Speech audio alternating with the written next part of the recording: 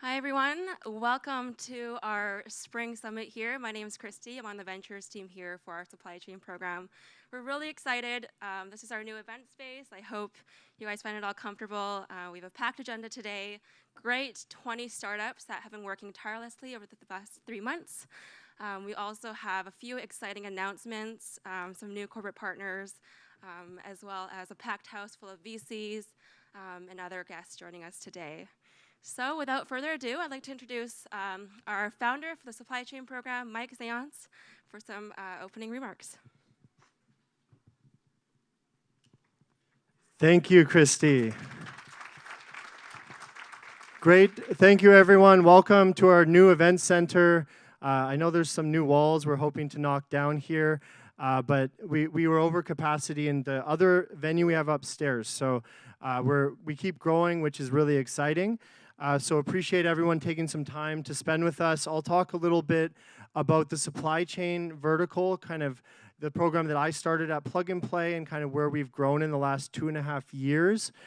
So you can kind of see these are the partners we brought on, kind of the end-to-end supply chain. So we want to look at companies and work with them all the way from the mine, like companies like ArcelorMittal, ExxonMobil, all the way to the deliveries in the last mile at the consumer's doorstep. So we brought on some new retailing partners like Walmart and also JB Hunt, which we're announcing today.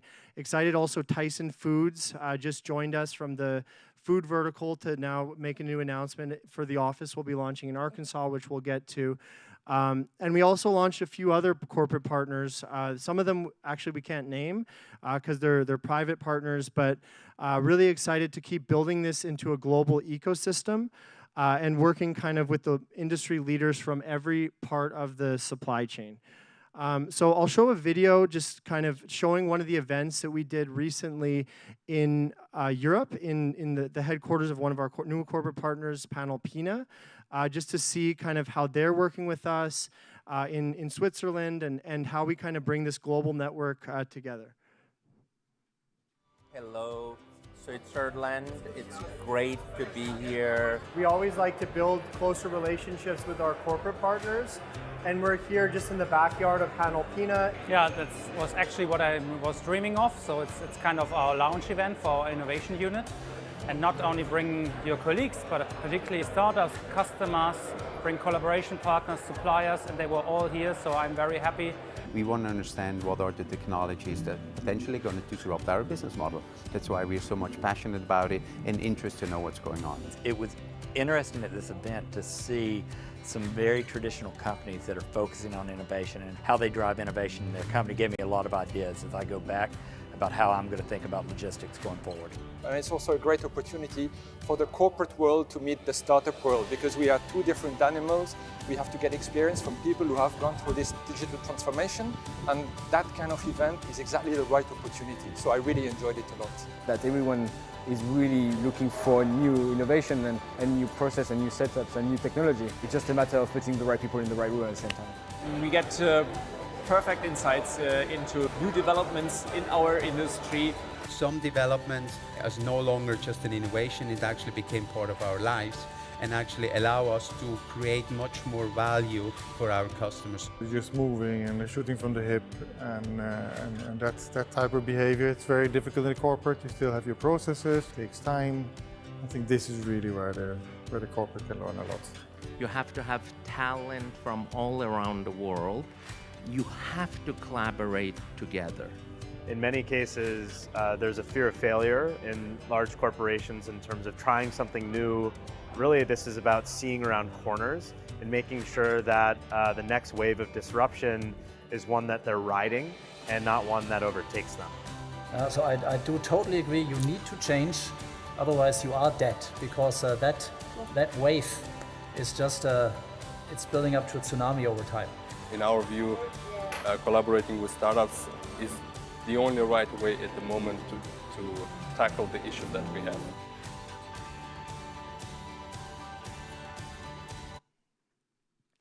So that was one example of a great event where we worked with Panalpina, who's here today. A lot of our other corporate partners like Ericsson and others you see in the video are also here. So really excited to build this into a global network for supply chain and logistics innovation. So we now have built kind of this kind of as the baseline in Silicon Valley for bringing everyone together, meeting startups, but now we're trying to expand it internationally. So we have an office in Berlin because of Plug and Play's history there, investing in companies like N26 as the first investor and others. So we have a few people there, but we recently were approached by the Hamburg government that we need to have that as our headquarters for Germany. So we have a soft launch event on June 18th. And we're very excited about the opportunity. We already have corporate commitments to build that as kind of our headquarters for Europe. And that's one office we're quite excited about. Also, I would like to mention today is the formal announcement of our office in Northwest Arkansas. So for those of you who aren't familiar with Northwest Arkansas, it's actually a very amazing world-renowned place for supply chain and logistics because of 3 companies that were founded there, namely Walmart, Tyson Foods, and J.B. Hunt. So we'll be talking a little bit about that office. We also have a presence in Shanghai. We have a presence in Singapore, so a few people there, so we can do deal flows, introduce startups in these regions, but really kind of building it into this global network of supply chain and logistics startups. These are just kind of the trends after we surveyed our partners, you guys, for which startup areas are important and which technologies we should bring in to present. So you'll see startups around a lot of these themes today, whether it's warehouse automation or blockchain platforms or IoT or automation for different like last mile deliveries or things like that. We're looking into all these different themes and really prioritizing the ones that are of high interest to the corporates. So should be a lot of interesting companies today. And what I'd like to also mention, just some trends on the supply chain and logistics sector. It's one of the hottest sectors right now for venture capital funding. If you look just kind of the growth of the venture market in 2018, it's by far, it was double before what it was the year before. And this quarter, it's already set to surpass what it was before that. So it's an incredible time to be investing and working with supply chain and logistics startups. These are just some startups that have been through our events, that have participated in our accelerator, or that we've invested in, that I'm quite proud to see that are some of the ones contributing to this large funding amount. So like IM Robotics, one of our portfolio companies doing a warehouse automation robotics, raised 20 million. Project 44 in our last round raised about 90 million.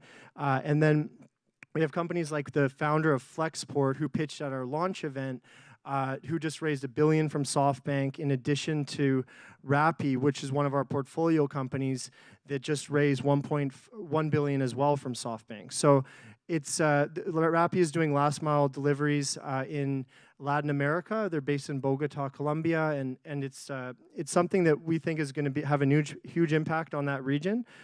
So we're extremely excited as an investor to find the next unicorns, to see which one of these startups will be the next big thing. And I think because we have this huge corporate network here, this will definitely help them along in that journey. So these are some of the startups you'll see today from all around the world. There's corporates from all around the world.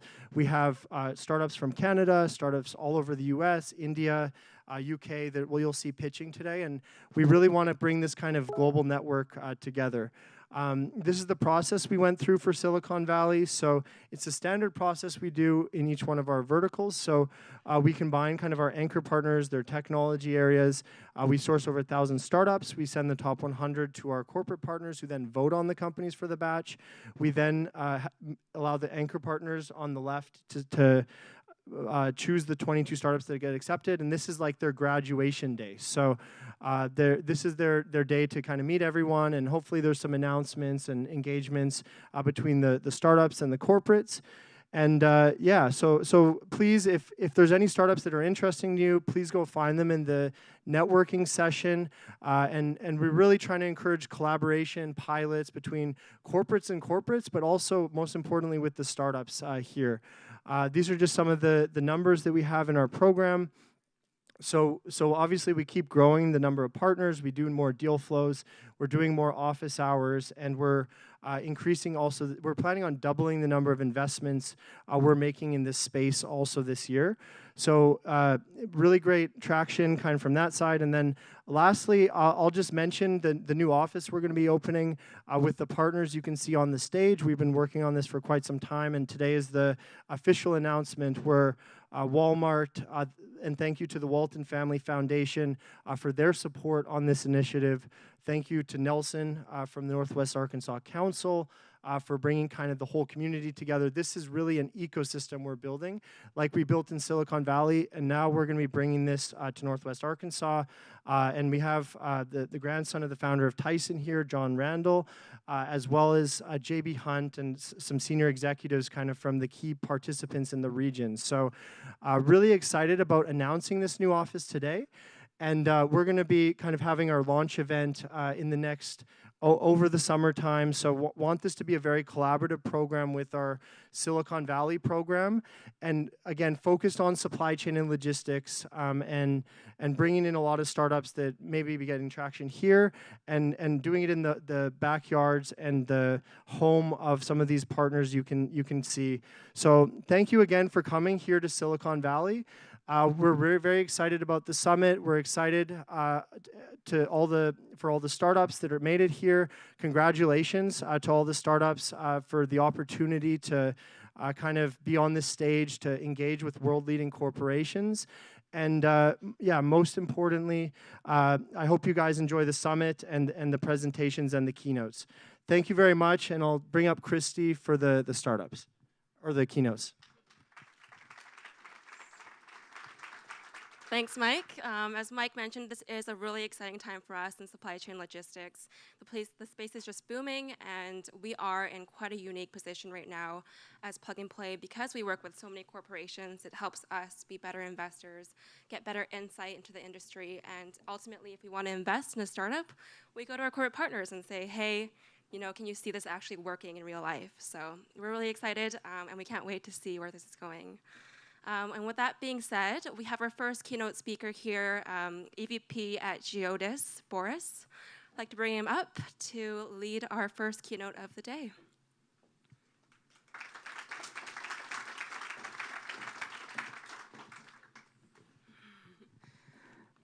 Yes, I need. So thank you. Thank you very much. Well, you've seen that 2 minutes ago I was introduced as an EVP of Geodis, and I present something which is called Apply, and I'll come to that in a minute. But before entering into this detail, I want to explain what it is. So a couple of minutes ago, someone was saying that we need to ride the disruption, and that's exactly what we've done in launching at the beginning a project, and which is now becoming a real brand with an HQ in Paris, which has been primarily funded by Geodis and still funded by Geodis, plus a minority shareholder as well. So before we start entering into the detail, I want to ask you a question. My question is very simple. Have you ever lied to someone about a talent or an interest to obtain something? Who did? One hand, two hands. Very shy. But don't be shy. I mean, no one will remember that you raised the hand. So I see my friend Eric did it. So I should recognize I did it. I said to Farzin and Mike that I was having a good English speaking. That's not true. So you'll have to suffer my French accent anyway. And the second is I said that I was having some expertise on supply chain. That's wrong as well. So I'll try to keep you on your toes anyway with Apply. So let me start with some banalities. The first one is, I mean, many people are saying that our industry is facing unprecedented challenges. Whether they are structural, like the one I mentioned here, which is the lack of attractiveness, for example, of talents, which become less and less true, but that was at some point a challenge. But with as well the difficulty of accessing to, let's say, interesting and expert view on information, on rate, on everything. You have this lack of flexibility, the difficulty as well to contract with the 3PL world, which is not easy. So there are many, many challenges. But there are as well some challenges which are very cyclical. We keep on talking about the shortage of drivers. We keep on talking about the lack of means on some regions, on some continents, while we keep on seeing as well that we are doing some mileage with empty space. So there is something which is not that good. And I'll come to that in a minute. But we also have other kind of challenges, technical or technological, and some of them are really disrupting us. And all of this is creating, finally, let's say, new behaviors, new expectation, new challenges, but as well a kind of new era where we can do and reinvent and reset the fundamental of the job we are doing every day. And that's exactly what we wanted to do with Apply. Now, don't be overexcited. We're not yet there, but it's coming. So I want to pick 2 examples on this list, which is not exhaustive, by the way. We have one about transparency. I'll come to that because I like this one. And the second one is, I would say, a common sense as well, but everybody is telling that now B2B will be driven like a B2C experience, which I believe it's true to some extent, not all of them. And I would like to highlight those 2 and what we do at Apply to resolve those 2. So the very first one is, I picked one example, which is just showing the increasing volatility of the freight rate on air freight on a lane which is Asia to US. And it starts 2006, the beginning of the graph. That's not very visible, but that's 2006. And what you can see there is that by using a Garch statistical model, you see that the volatility is increasing. Well, that's not something that much surprising, but that's something which rings the bell. Why is that? Because today, one of the main things we can do with these new digital tools is we can overcome this situation. We can be less blind than we are today if we decide to do one thing, which is sharing the data. Everybody is sitting on this data saying, well, that's mine, that's my golden mine, but I tell you something. If we really would like to be successful, we need to share it anyway. And that's something which we see coming. And that's, at some point, what we decided to ride first in saying, okay, let's give access to our database. So today, behind Apply, you have a database with 70 million rates, which is big, on every mode of transport, on every geography, and you can access to a benchmark in 3 clicks, 10 seconds, boom, you have it. That's something new. We could have some risk doing that, but we believe it's the best thing to do. And our view is that if we do that, we really can overcome the volatility of the rates. How? In predicting what will happen.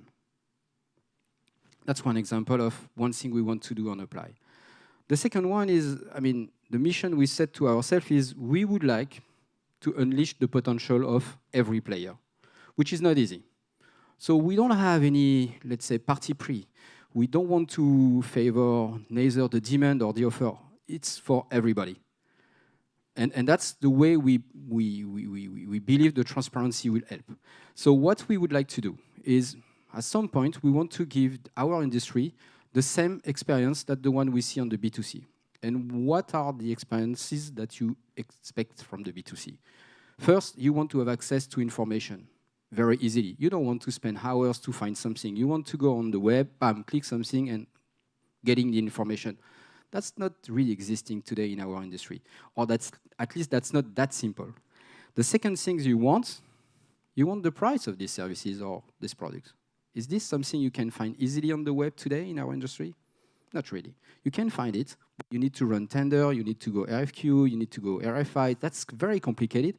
And by the way, most of the time, because the volumes you were presented are not true, the rates are included a kind of buffer, which is very well known in the inventory management. Everybody's talking about the bullwhip effect. We have the same on the rates.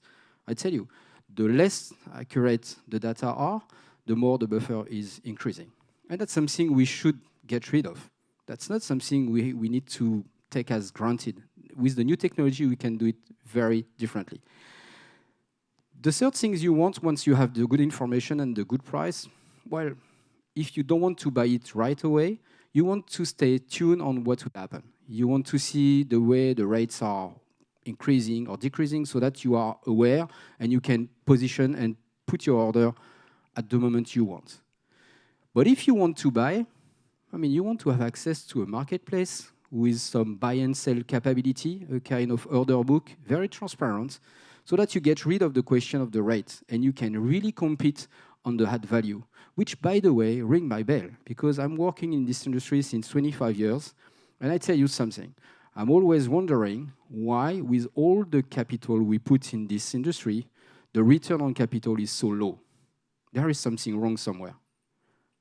I'm sure that I see some colleagues on this audience, and I'm sure they agree with that. There is something wrong somewhere. And I tell you, if we get rid of this question of the price, then we can really compete on the add value. And that's something which we see coming. And the next thing you want when you have a B2C experience is you want to be able to make some mistakes. That's cool. You bring something home, you order something home, and it doesn't really fit you. You have the opportunity to exchange it, which is new. But that doesn't exist in our industry. If you book some capacity, you pay for them.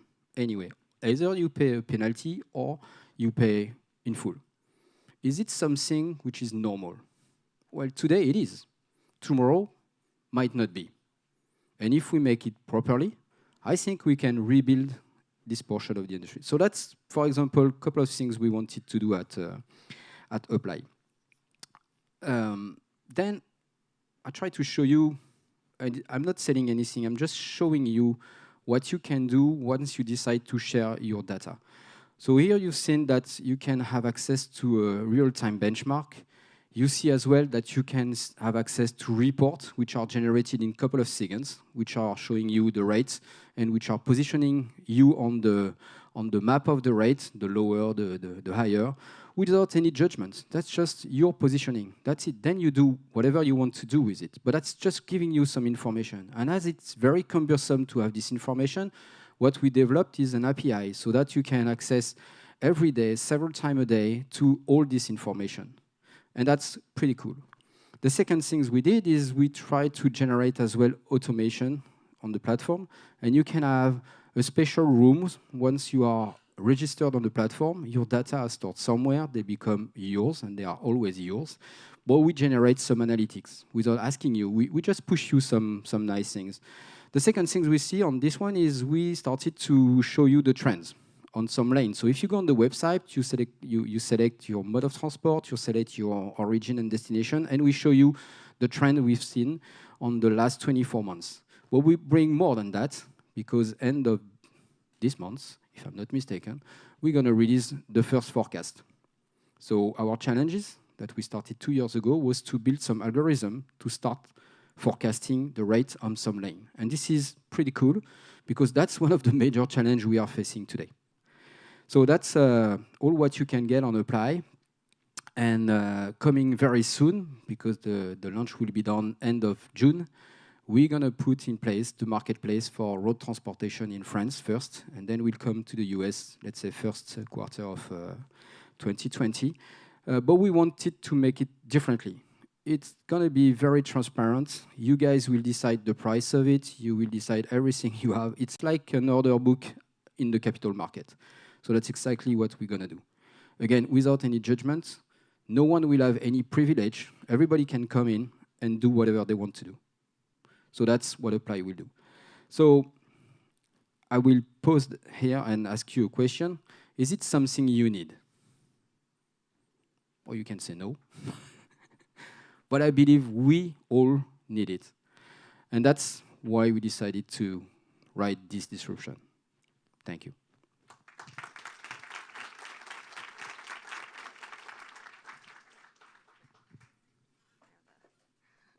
Thank you, Boris. Okay, we're gonna keep on trekking through with our second speaker, Chief Digital Officer from L'Oreal. Come on up. Do you have a different title that I don't know about? No, this is the right title. Hi, everybody. I'm pleased to be here with you, so representing L'Oreal. So you'll have to be another French speaker. But I'll take another perspective. I'll take the perspective of the consumer, because in L'Oreal, what really matters is in the consumer. And my job is to do the digital transformation of the operations of L'Oreal. So the operation is what here you call supply chain. It starts from product design up to the distribution. So I guess most of you know L'Oreal. The US is still our biggest market, so I hope you use our products. But just to give you a few figures, we make a turnover of 27 billion. But what is more important is that we manufacture and sell more than 7 billion products in the world from 40 plants. And a key figure is also that we do 11% of our turnover online, growing at 41%. And that's a big change in terms of supply chain. What is driving that? First, what I wanted to share with you, and when we talk about digital transformation, we always think of what are the consumer needs? What do they tell us? And I can tell you that the consumers, they have changed more in the past 3 years than in the previous 30. They want transparency. They want trust. They want to know where the products are made, where they come from.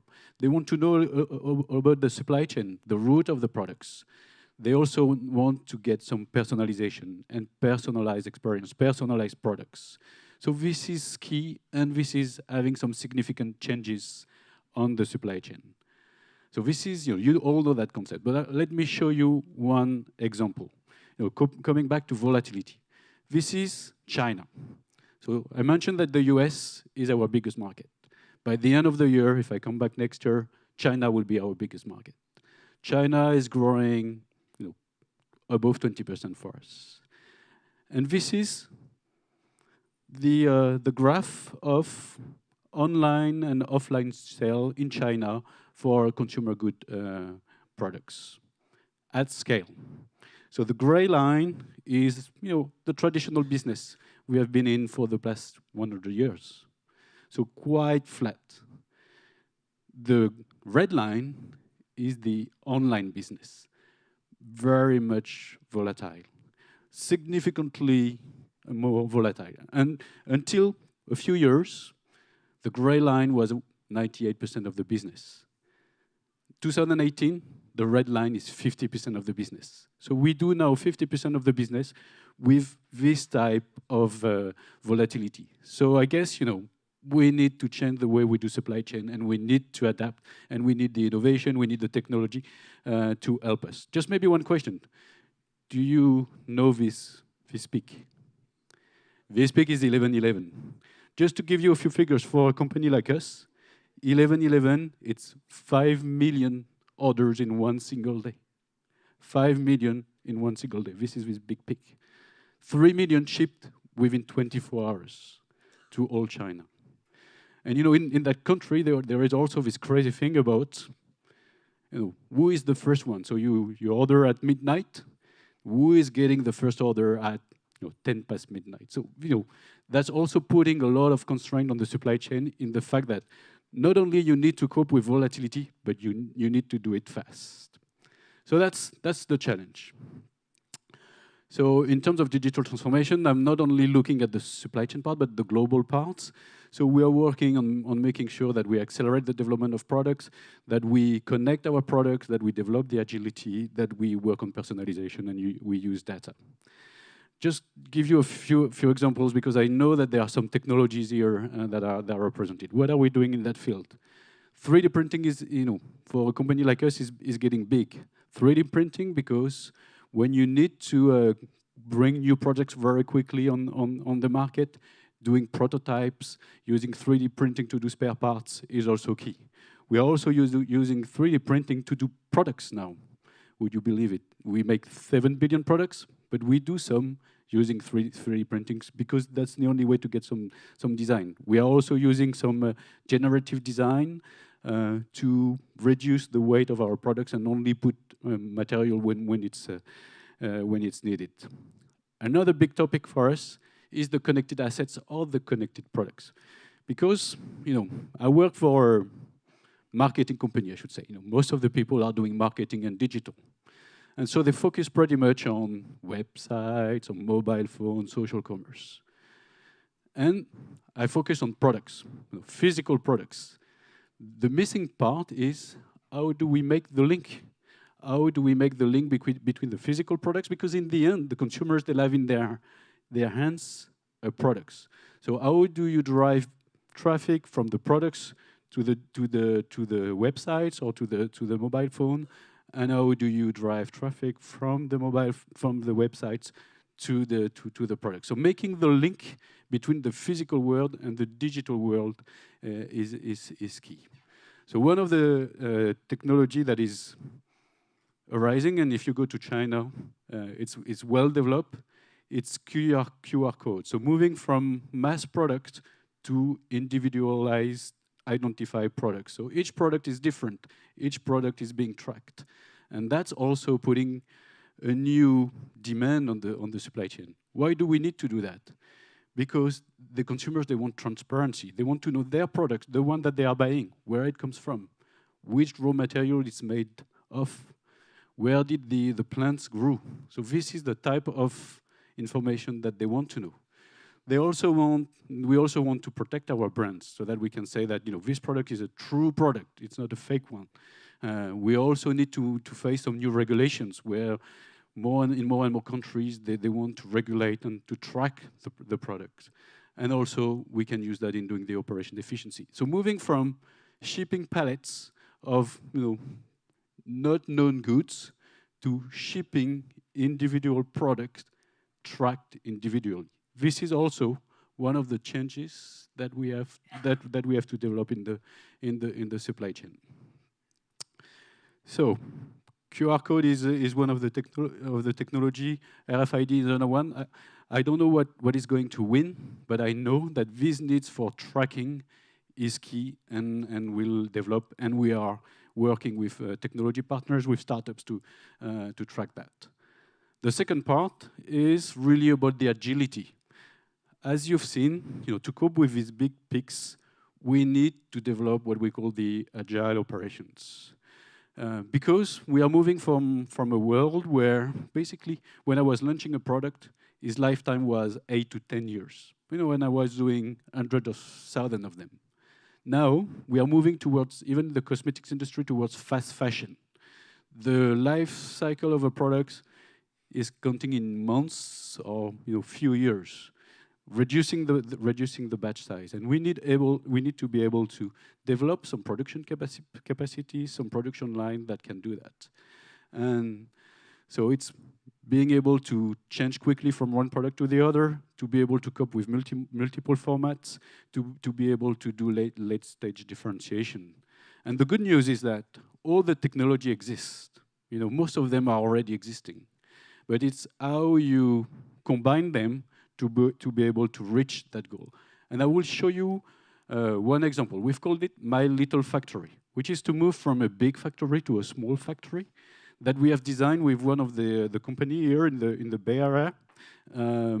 Which the prototype is being manufactured in Shenzhen, in China, and it will come back to the US to be launched at the end of the semester. I will just show you a little video to illustrate what that new type of line is.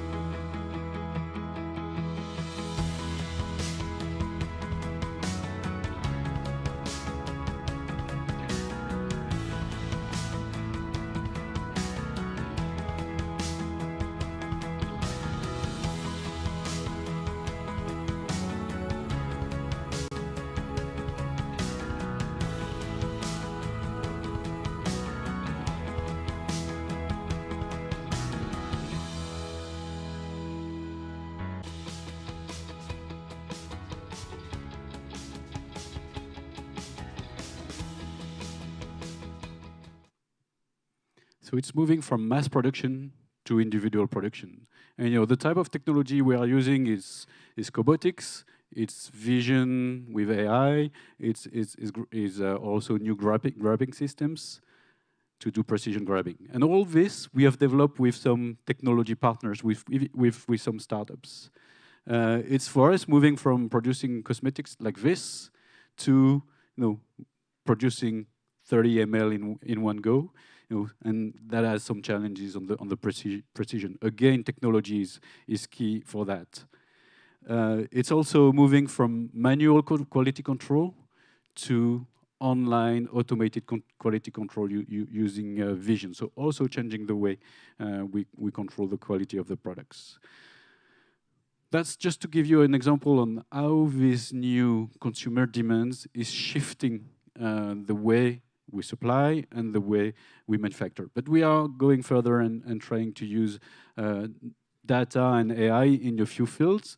The first one is we've been doing shampoo and conditioner for 100 years. So we do have quite data. So I'm not pretending that we had data when we started in 1909, but still a few years we have a lot of data because we've done some experiments. But it's only until recently that using AI that we were able to see what are the most influential parameters in making a shampoo. And I don't know if you know, but tomorrow morning when you'll use a shampoo, you'll think differently. What the quality of a shampoo is linked to the viscosity. You guys, you like the viscosity of your shampoo, and that's why you pick it. And to be able to tell what is the most influential parameters on the viscosity of the shampoo from the raw material, from the processing, that's a complex question that we have been working on for a few years. And it's only until recently, using all the data that we have and using the AI, that we were able to really develop some models to do that. So that's how this algorithm and AI is disrupting industries that has been around for years. We've mentioned earlier on, we are also using new AI and algorithms to do sales prediction, demand sensing, because that's a complex process when you have the volatility. So being able to gather multiple data sources to be able to do demand sensing is key. And what we are currently working on now is really stock deployment. And I think that's where we are still struggling, and that's where I'm looking for partners and help, is how can we optimize the stock deployment in a complex and fragmented supply chain to be able to meet the volatility that we have to cope, knowing that we need to have that product in that space, in that point of sales or in that warehouse. That's a key question for us. So that's what I wanted to share with you, to give you some hints of the disruption that we face, the disruption that is coming from our consumers, and the fact that technology is helping us to solve this disruption. And we won't do that alone. That's what we are here. That's what we have part of Plug and Play, because that's where technology partners and startups can help us. Because the ambition of L'Oréal is to become the #1 beauty tech company, so making tech augment our products and services. And to wrap up, a quick video.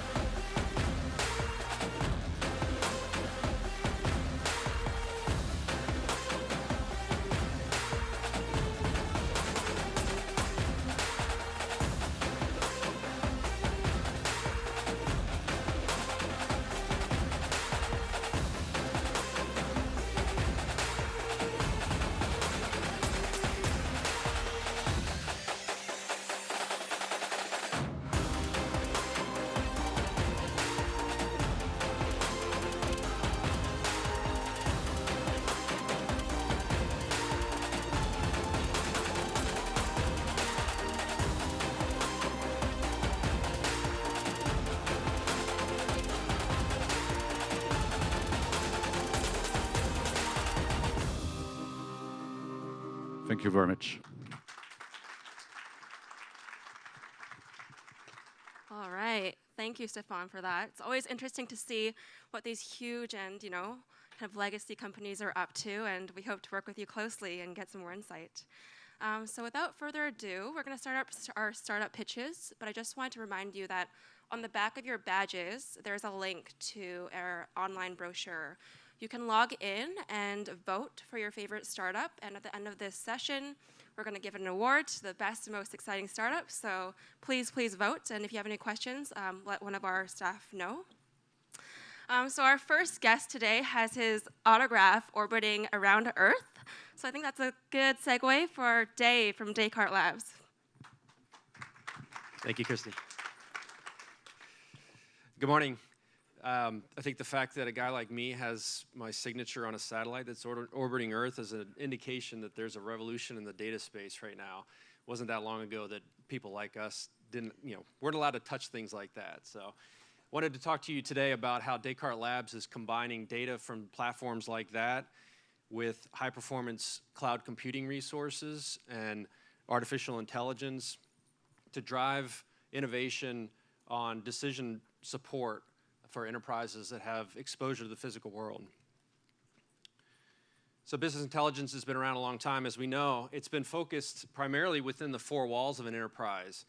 And Descartes Labs is helping to innovate ways of integrating new sources of data that are collected from outside the four walls of an organization. We think that in the future, enterprises that are able to harness the power of that are going to be winning. The ones that don't figure out how to understand how their business is interacting with the physical world are going to be at a disadvantage. So integrating data from satellites, airborne platforms, IoT devices, mobile phones, autonomous vehicles, wherever these data are coming from is not trivial, right? This is a massive amount of data. There's some specific expertise that's needed to manage these data and truly harness the power of them.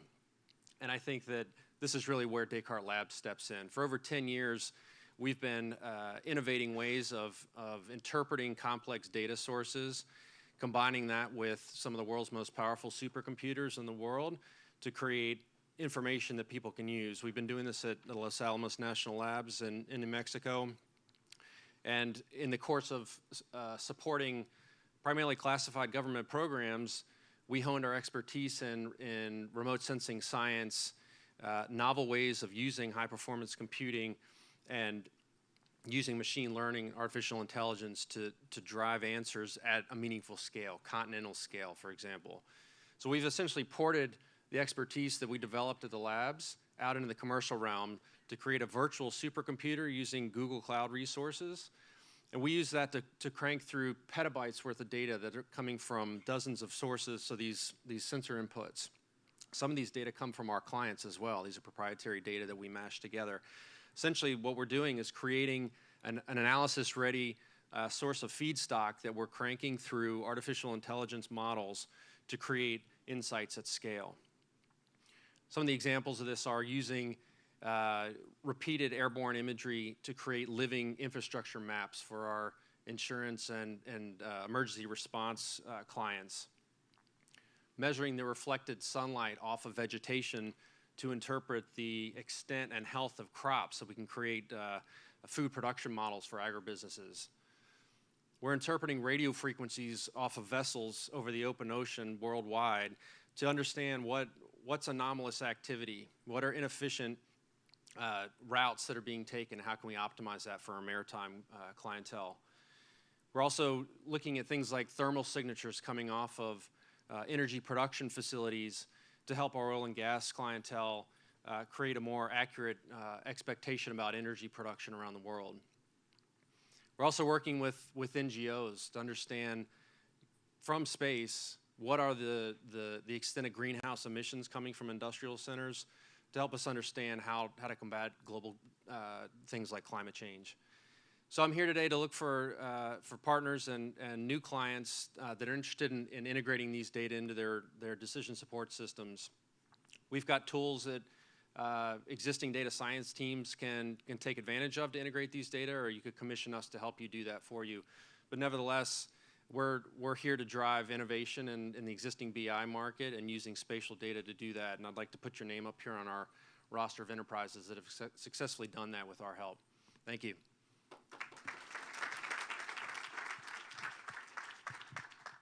Thanks, Dave. Come on. Oh, thanks. Someone's going to trip over this. Hope it's not me. Okay, so moving right on, we have Wilker from Snap Support, originally from Philadelphia, but all the way here in Silicon Valley now.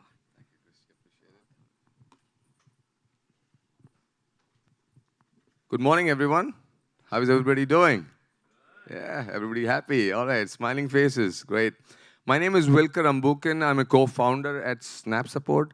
We are a last-mile remote assistance platform for field technicians, field service engineers, powered by mobile and IoT. That's the field service engineer, SAM. Most companies, telecom, utilities, construction, they all have field service engineers. Very tough job because most times he is in the field trying to resolve an issue, maybe with an equipment, maybe with an instrument. He has a customer that is down and need it to be fixed now, ASAP. But oftentimes, he doesn't have the right tools. He doesn't have the right information. All he has probably is his phone where he can call somebody and say, hey, this is what's going on, help me out. Also, compounded by the fact that we got 10,000 people, I think, every day who retire or turn 65. So we got a huge knowledge gap that is in the works, right? So that makes it worse for him. That's where we come in. We are a lifeline for your field technicians, for your field service engineers.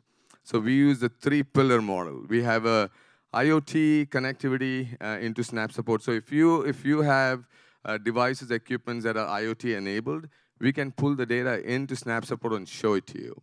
That's the first pillar. Second pillar, every interaction within Snap Support is a data point. That means we can take that data, take that knowledge base, any historical data, and we can create chatbots for you. So think level 1 support. That's pillar 2. Pillar 3, if these two don't work, they can always fall back on Snap Support collaboration tools. So we provide them live chat, live video, integration with smart glasses. Basically, all those things will help him to show a remote person, their expert, what's going on. Hey, this is what's going on. Tell me how to fix it. So her whole collaboration tool set is there within Snap Support to help them out. So that's where we supercharge the field service engineers to get their work done quickly. Very cheap, like I say, it's a cost of pizza, $25 per user per month. We are a SaaS, we are on AWS, so very easy to implement. Within 2 weeks, companies can be up and running. We have great traction so far, 4 paying customers, 3 pilots, a couple of partnerships that we are looking at, and that's our revenue for the last 12 months. We are raising seed in the next couple of months as well. So if you know any VP field services or field operations leadership, please help us connect to them, and we will be able to help them out with their field service engineers and operations. VCs here, we are looking at 1 million seed, closing in the next few months. Focus is sales, marketing, and phase 2, which is machine learning chatbots. And that's the team. Madhu and myself, we are co-founders. Madhu used to work for Thermo Fisher, which is where the idea came from. He saw it happening. And we have great advisors. They are in the space. They know the problem, very passionate about it. And we are very excited about the journey. So if you know anyone interested, that's my email. Again, we are the fastest way to provide remote support for your field technicians, www.snapsupport.io. Thank you. Thanks, Wilker. Okay, moving right along, we next have Florian from InOrbit talking about robots. Hey, good morning. We are InOrbit, and we are pioneering the new field of RobOps, or DevOps for robotics. We built a cloud platform for robot management that enables robotics companies and operators to develop, deploy, and orchestrate robots and smart machines at scale. Our vision is that human ingenuity and robotics and AI in the cloud is the right combination to solve some of the world's most vexing problems. And our team has the expertise to tackle this, including over a decade of experience in robotics and high-scale, data-driven companies.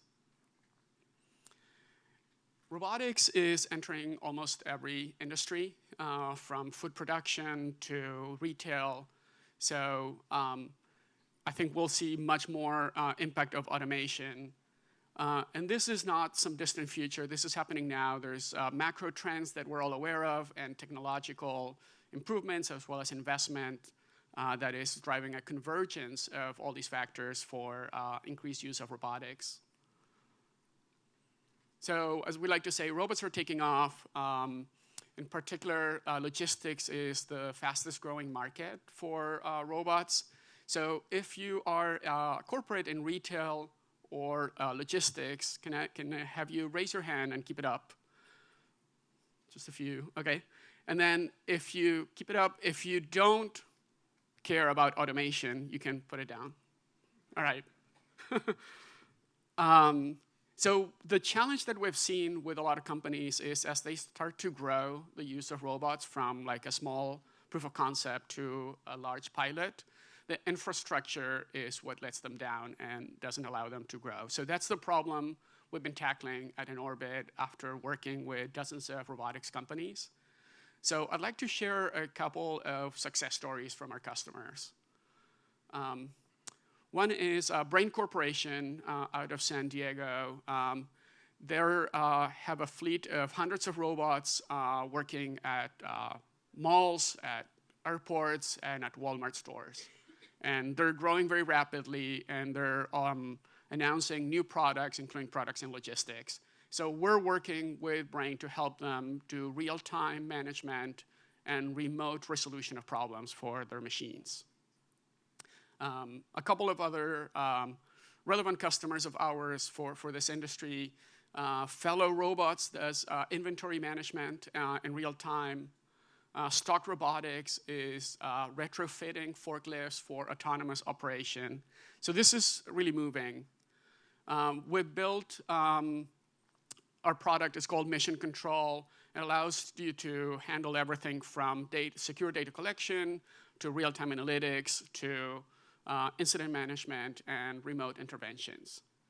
And we have some proprietary technology to allow us to identify problems before they occur and to help keep the health of the fleet of robots up there.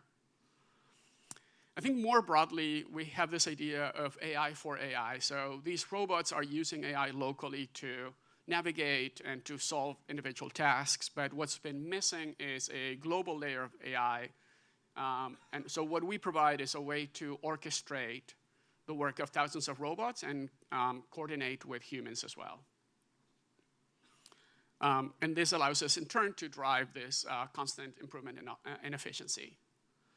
So our team has a combination of experience in some of the leading robotics companies as well as very high-scale data-driven companies. And we have an amazing team of advisors as well as a growing team of engineers and developers. So what we're mostly interested here today is to work with companies who are going on that journey of improved automation and using AI and robotics in the field to help them manage that complexity as you go. We're going to be at one of the demo tables if you want to hear more about robot operations. Thank you.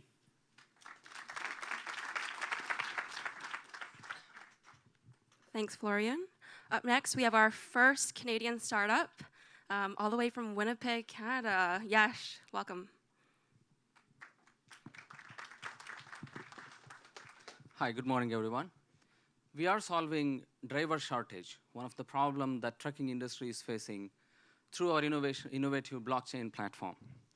If this big industry, huge industry, 33% of this industry's cost is driver wages. Yet, it faced 90% of the companies face driver shortages. If you look at what it cost, like 70 to 90% turnover rate in the drivers, which is a huge cost for the trucking companies, which the industry faced this heat with the 10% capacity constraint. If you look at it, like there are 2/3 of the commercial driving license holders who are inactive, they're turning away from this industry because they spend like 200 nights away from home. can you imagine any industry that's attracting any new drivers? That's the reason no new drivers are joining. Our solution is Fleet Operate, a distributed workforce solution powered by blockchain. It really enables like highly regulated workforce like commercial trucking, commercial drivers, so what they can do is like how our solution works. So drivers can come to our platform and establish their profiles by getting their driver abstract, drug alcohol test, identity checks, insurance, everything, and establish their profiles once so that they can work for any companies when they want it. So this gives them the flexibility that they need. This attracts more drivers onto the platform because this makes it easy for them to really access any resources that they need. Like wannabe owner-operators can get rental trucks on our platform with our partnerships so that they can serve the capacity. Now, how it really helps trucking companies. Now, trucking companies, like, remember here, like 90% of trucking companies are less than 20 trucks in America. They can get access to this on-demand driver marketplace so that they can cope up with on-demand varying capacity. So now this opens up, like fundamentally changes the way the small, medium trucking companies works. Now, for the logistics companies, like if you are looking for on-demand capacity or trusted workforce, so this is the platform to come. Because now this platform enables them to digitally engage with logistic companies and shippers and suppliers. So our business model is we charge a percentage commission. Our competition, how they find drivers today has not changed in last 3 decades. It's still job boards, it is still background verification companies and so on. So this industry really requires a revolution here. And there are digital load boards that serves a different purpose. So our traction, we have an FMCSA certified electronic logging device, which is a new digital vehicle, and we are approaching bottoms up. That means we are approaching from driver, who are the key main character in the whole trucking industry. And we have set up a test network with Hyperledger Fabric, so that's well suited for commercial permission blockchain. We are working with a few supply chain companies and rental truck companies to figure out how we can work with them. Our team, one thing to say about our team, like our team has 2 veterans who have hired more than 6,000 drivers in their lifetime and have run companies for 25 years. And our IT team has more than 100 years of collective experience in building large-scale system integrations and platform. So we understand the complexity of the system and how to build it. We have a great advisory board who have built and sold companies in supply chain space. So we are raising our seed round now. So if there are investors, VCs, please come and talk to us in the booth. And partners who are looking to tap into like on-demand capacity or work with a trusted network, work with the next generation of platform, please come and talk to us. Thank you. Thanks, Yash. Okay, moving right along, we have Christian from Fitter, all the way from Miami. Hi. For the last 3 years, we've been building tools to help 3PLs and carrier to plan and optimize the routes. But now, with all the demands of customers and customer experience becoming critical, we started to build tools to help brands to compete on the Amazon edge. Amazon is the dominant of the market, and that dominance created tension and a need for companies to innovate in order to survive. The last quarter, Amazon invested $800 million to create a one-day delivery network, which creates more tension in the industry, and brands need to keep up with them. But the speed is not everything. The study says that customer experience and purchase delivery and delivery experience are more important for customers.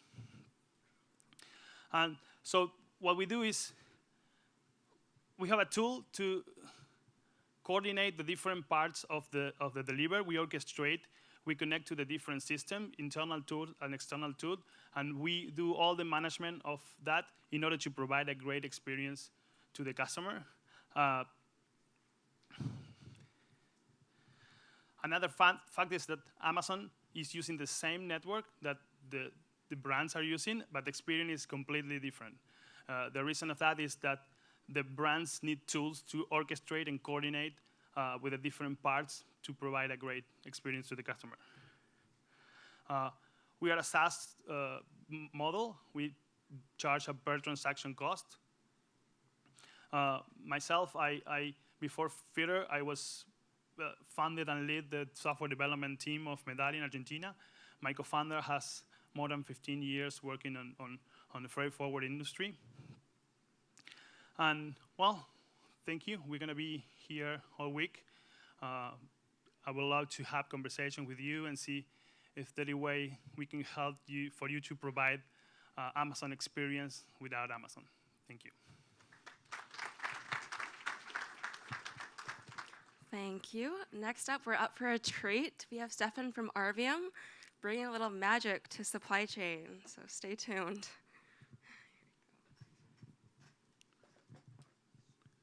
Good morning. My name is Stefan, but today it's not about me, it's more about Bob. Bob is the supply chain manager of a global food company, and among other products, this food company is producing these adorable chocolates here. And as supply chain manager, Bob wants to keep his promises. He doesn't want to keep his promises only towards the clients, because he wants to make sure that this chocolate is not melting while in transit, but on your tongue. He wants to keep his promises also towards the internal stakeholders, the CFO, the operations manager, the warehousing manager, etc. But keeping his promises as supply chain manager is not easy as you think.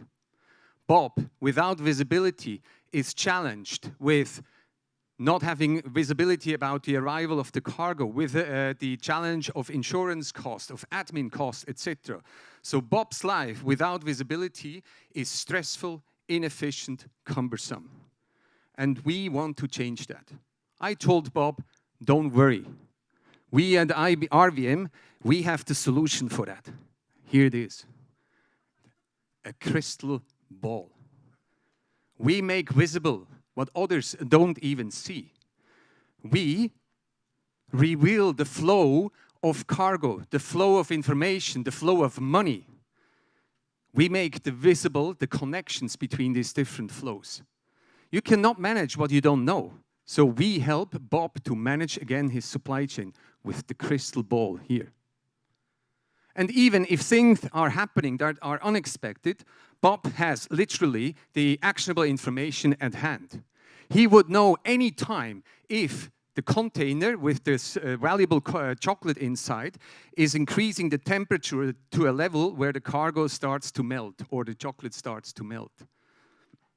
Oops. But wake up, ladies and gentlemen. We don't really have a crystal ball. We're not living in a fantasy world. We are at RVM, and we're not telling fairy tales. But our solution is still magic. Our solution with the reliable, real-time, trusted data combined with the sophisticated analytics helps Bob to actually improve the product quality, to work and optimize on the working capital, to reduce the overhead in admin cost, to actually design the efficient supply chain or logistics chain and optimize the inventory carrying cost. In other words, we help Bob to optimize his supply chain, to keep his promises and save money to his company. Bob is back in control. And I would be honored if I could manage to get you lean back and relax as well with our service. Thanks a lot.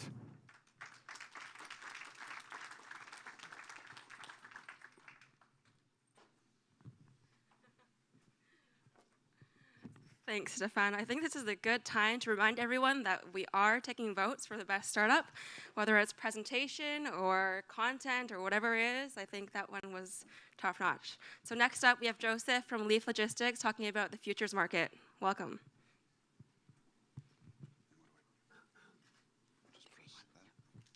Good morning, everyone.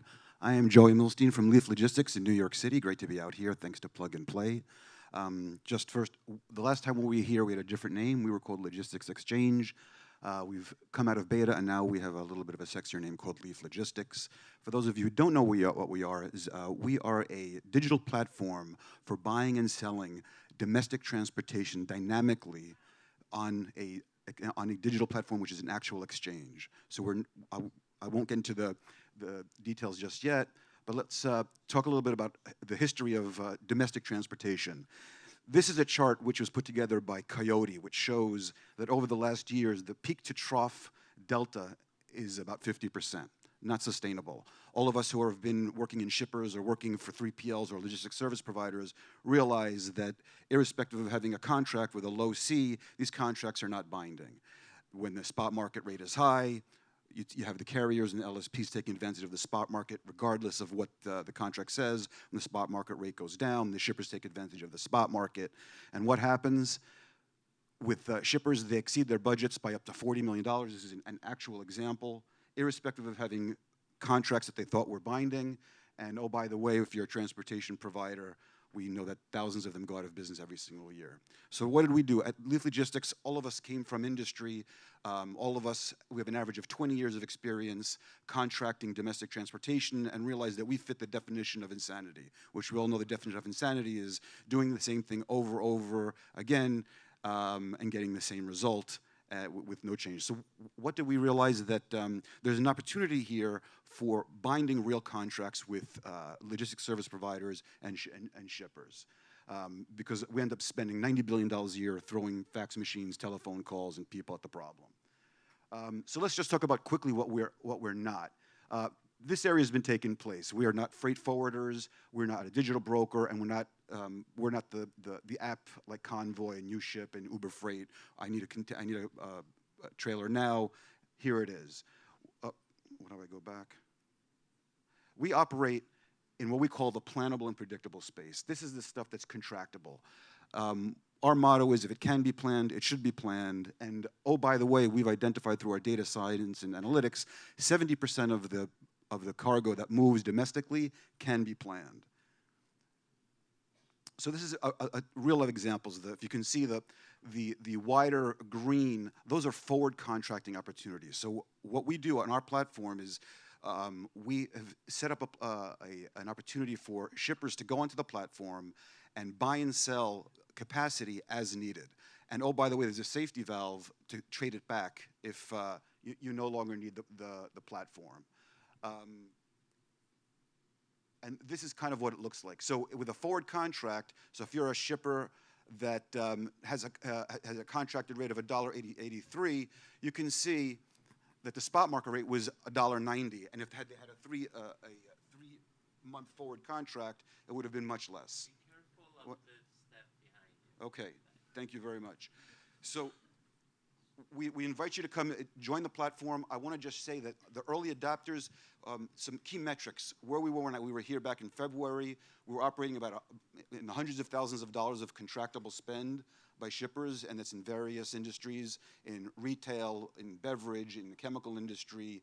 We're finishing up the quarter. We're going to have about $10 million of contractable spend, and the trajectory is to do about $100 million in the next quarter.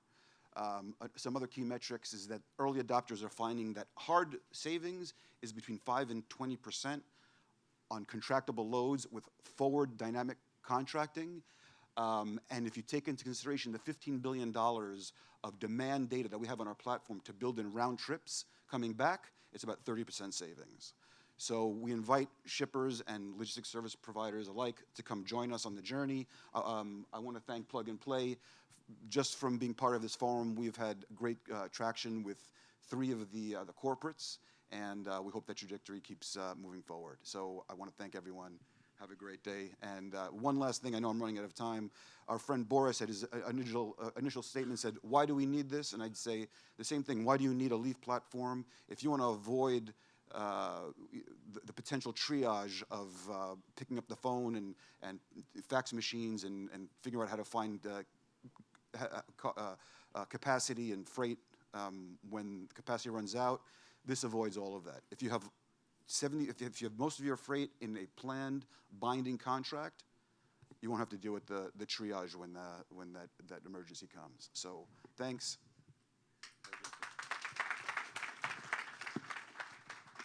Thanks, Joseph. Next up, we have Rob from Metology, local, but ready to impress everyone. We'll see how it goes. Good morning, everybody. I apologize, no interesting accent, but hopefully the presentation is interesting. Rob Shainthaler, founder of Vitalogy, where smarter operations are made visible. How are we different than a lot of the smart manufacturing or operations technologies out there? What we looked at when we started the company was, if you understand operations, there's actually 3 major elements to make them work well. Lots of equipment, machines, absolutely, but that's not the only thing you need to pay attention to. There's people who do the work and use that equipment, and there are product and materials being produced or made. And we needed to provide a solution that would let our customers be able to digitize and understand all 3 of the elements in their manufacturing or supply chain operations. We're generally going after the VP of operations, and they're able to instantly understand how we can help them when we get in front of them. So what we do is we walk into any facility, and with an all subscription-based solution that includes hardware and networking on site and connectivity to the internet, we provide devices to create big data for our customers, analyze it real time so they get instantaneous visualization of what's happening in their operations, and without any interfaces to their existing systems, provide a completely self-contained solution that helps them improve their operations. We avoid all the security risks that many people have of introducing IoT into their operations because we do not touch any of the equipment or interface with the control plane of your operations. Non-intrusive and non-disruptive, we're generally able to install while people are actually doing their work. 3 major areas we're helping today: manufacturing, logistics, and air cargo. Generally, we're improving throughput as the primary focus, improving efficiency. Oftentimes, that comes from eliminating a lot of waste. We've had some good success. We released our first product last January, started in manufacturing, quickly moved into the logistics space, and then into aviation. We've got 25 facilities that we're operating at with over 450 devices running at the edge and growing at about 2 sites a week right now. So we've talked for years and years about supply chain visibility. Well, we literally provide that to our customers. How do we do it? Most of our data acquisition is based on vision. We have cameras overhead in facilities looking at work centers real time during the shift, helping people identify issues while the production is happening. We've got 7.5% of utilization improvement sustained, which is worth a lot of money in a manufacturing facility. You can look at your own factories or ones offshore that are being done by a contract manufacturer. Trucks, we don't rely on GPS. A lot of time is lost in facility turning a truck. If you want to get the driver back onto the road and deal with the shortage, you need to make sure every turn at a facility, whether it's loading a truck with rocks or a turn at a DC, is efficient and get them back out on the road. With no work from the customer other than letting us put our cameras in their facility, we reduce the average cycle time through this facility by 17%. Our model is real simple. We're able to start with a low-cost trial in one area of the operation, and then after our customers see it work, they're able to expand it across the facility. We continually add more capabilities to the platform so they can do more work, and then ultimately we can go from facility to facility to facility. We work at your pace, not ours. We're not consulting-driven. It's as easy as installing a kind of do-it-yourself home security system. Experienced team with way too many years of experience in the industry, bringing to bear enterprise software as well as supply chain, and lots of engagement with Startups and other accelerators as well. That's it. Thanks for raising a B in the fall, and off to a really good start as a company. Thanks for your time. Thanks, Rob. So the great thing about being in this area is that we have quite impressive schools like Berkeley and Stanford, and the next one is that we'll be presenting is from Berkeley, Osama from Monolets. Hello, everyone. So I'm the founder of Monolets, and at Monolets, we are enabling IoT data warehouse at scale for AI and machine learning algorithms.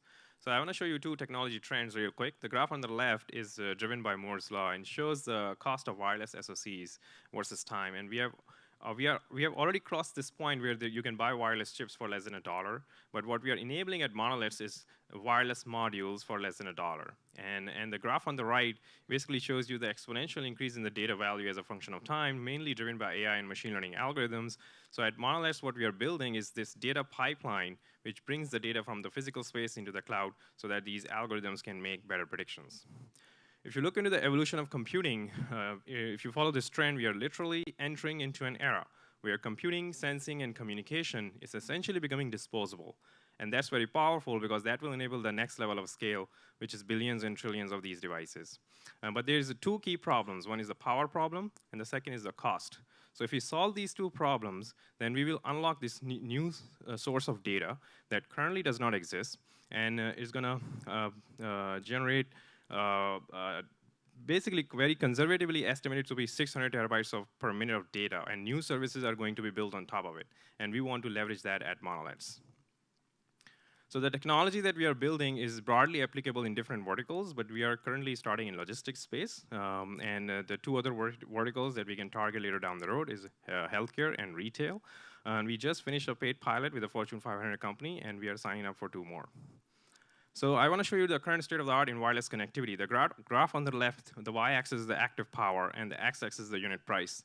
With Wi-Fi and BLE, the wireless modules you can buy today for $2 to $3. RFID is very cheap, low cost, 10 cents or even 5 cents. But the problem with RFID technology is you need to deploy these expensive reader infrastructure to collect the data in real time. So what Monoliths is bringing to the table is standards compliant wireless communication, BLE and 15.4, at the price point of RFID. So we reduce the price by a factor of 10 to enable the scale. Simultaneously, we reduce the active power by a factor of 10 to allow you to collect data more frequently. And since we are standards compliant, so we can scale the network using commodity infrastructure to give you the lowest infrastructure cost. I want to emphasize on the energy efficiency here. If you send 1 wireless event every second, we're going to last for a quarter on an 8 milliamp hour battery capacity shown here, every 2 seconds, 6 months, and 4 seconds a year. This is the state-of-the-art wireless module shown on the left from Dialog Semiconductor. It requires several dozen external components, a printed antenna, and a battery that goes under the back. With Monolith's wireless SoC, you just need 3 external components, a printed antenna, an external sensor, and a source of energy. This wireless module, we can create it for 20 cents. And these modules can talk to their neighbors to create a scalable wireless mesh network. That's how we provide always-on cloud connectivity. These devices are essentially disposable. Each one of them have unique digital identity, and we provide data provenance to where the items are with a location accuracy of 2 to 3 meters. The data is end-to-end encrypted, so we encrypt the data at the source, so we don't get to own the data because customer owns the data, and we want to provide that as a service. So these wireless modules are deployed in the physical space. They create a new type of wireless mesh network, which is high density and dynamic mesh, and connects to commodity gateways, and then we manage the authorization and authentication of these devices and then bring the data into the cloud. So this is the data pipeline that we are building. We have leveraged $2 million DARPA grant at Berkeley, and we have done 3 generations of chip designs, and all of our key ideas are already proven in silicon. Some of the use cases that we can enable is, for example, smart contracts in the logistics space to provide anti-counterfeiting, confidential change of custody, and traceability. We can also deploy this technology through smart packaging in logistics, e-commerce, and retail, and healthcare. This is my last slide. We have been working at this at Berkeley for the last 3.5 years, and we are very fortunate. There are a handful of teams in the world who can execute a project like this, so we are very fortunate to be one of them. And as a combined team experience, we have 40 plus years of experience of designing energy-efficient wireless systems. We are raising our seed round, and we are also looking for commercial partners. Thank you for your attention. Thanks, Osama. Next up, we have Dhruv, and he is a world, I don't know what to call you. You've lived in 27 different countries or cities. He's been around the world, so let's welcome Dhruv. Thank you for having me, everyone.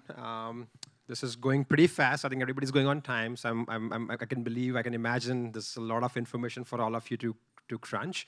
But just to kind of give you a very quick one-liner about us, we are the world's first purely real-time routing and navigation software for enterprises. In simpler words, we are the first enterprise maps that enterprises can enjoy and use. So I just have a very quick slide to get you familiarized what an enterprise map really means. So just like how you use Google Maps every day or any other mapping provider to go from your home to your work or to complete your meetings from point A to point B to point C on a daily basis, imagine if you had to use the same map for enterprise movements in transportation. So the left-hand side image that I have is a usual consumer use case which a Google or a Waze solves, where this is your home and you may have maximum 4 to 5 meetings per day. And you usually, as a human being, you try to solve this problem by running a simple version of traveling salesman problem in your mind, where you try to draw a small loop in clockwise direction. And you would first want to go here, and then you would like to, you typically plug in the other locations, and you create a schedule in your mind. What we do is we try to solve similar situations for much more complex transportation situations on a daily basis. For example, some of the customers we are working with, they have more than 1 million touch points that they process every single day across multiple cities and sometimes multiple countries as well. So when you have not just 5 touch points, but as an individual, if you have 100 touch points to touch on a daily basis, it becomes a much more complex problem to solve.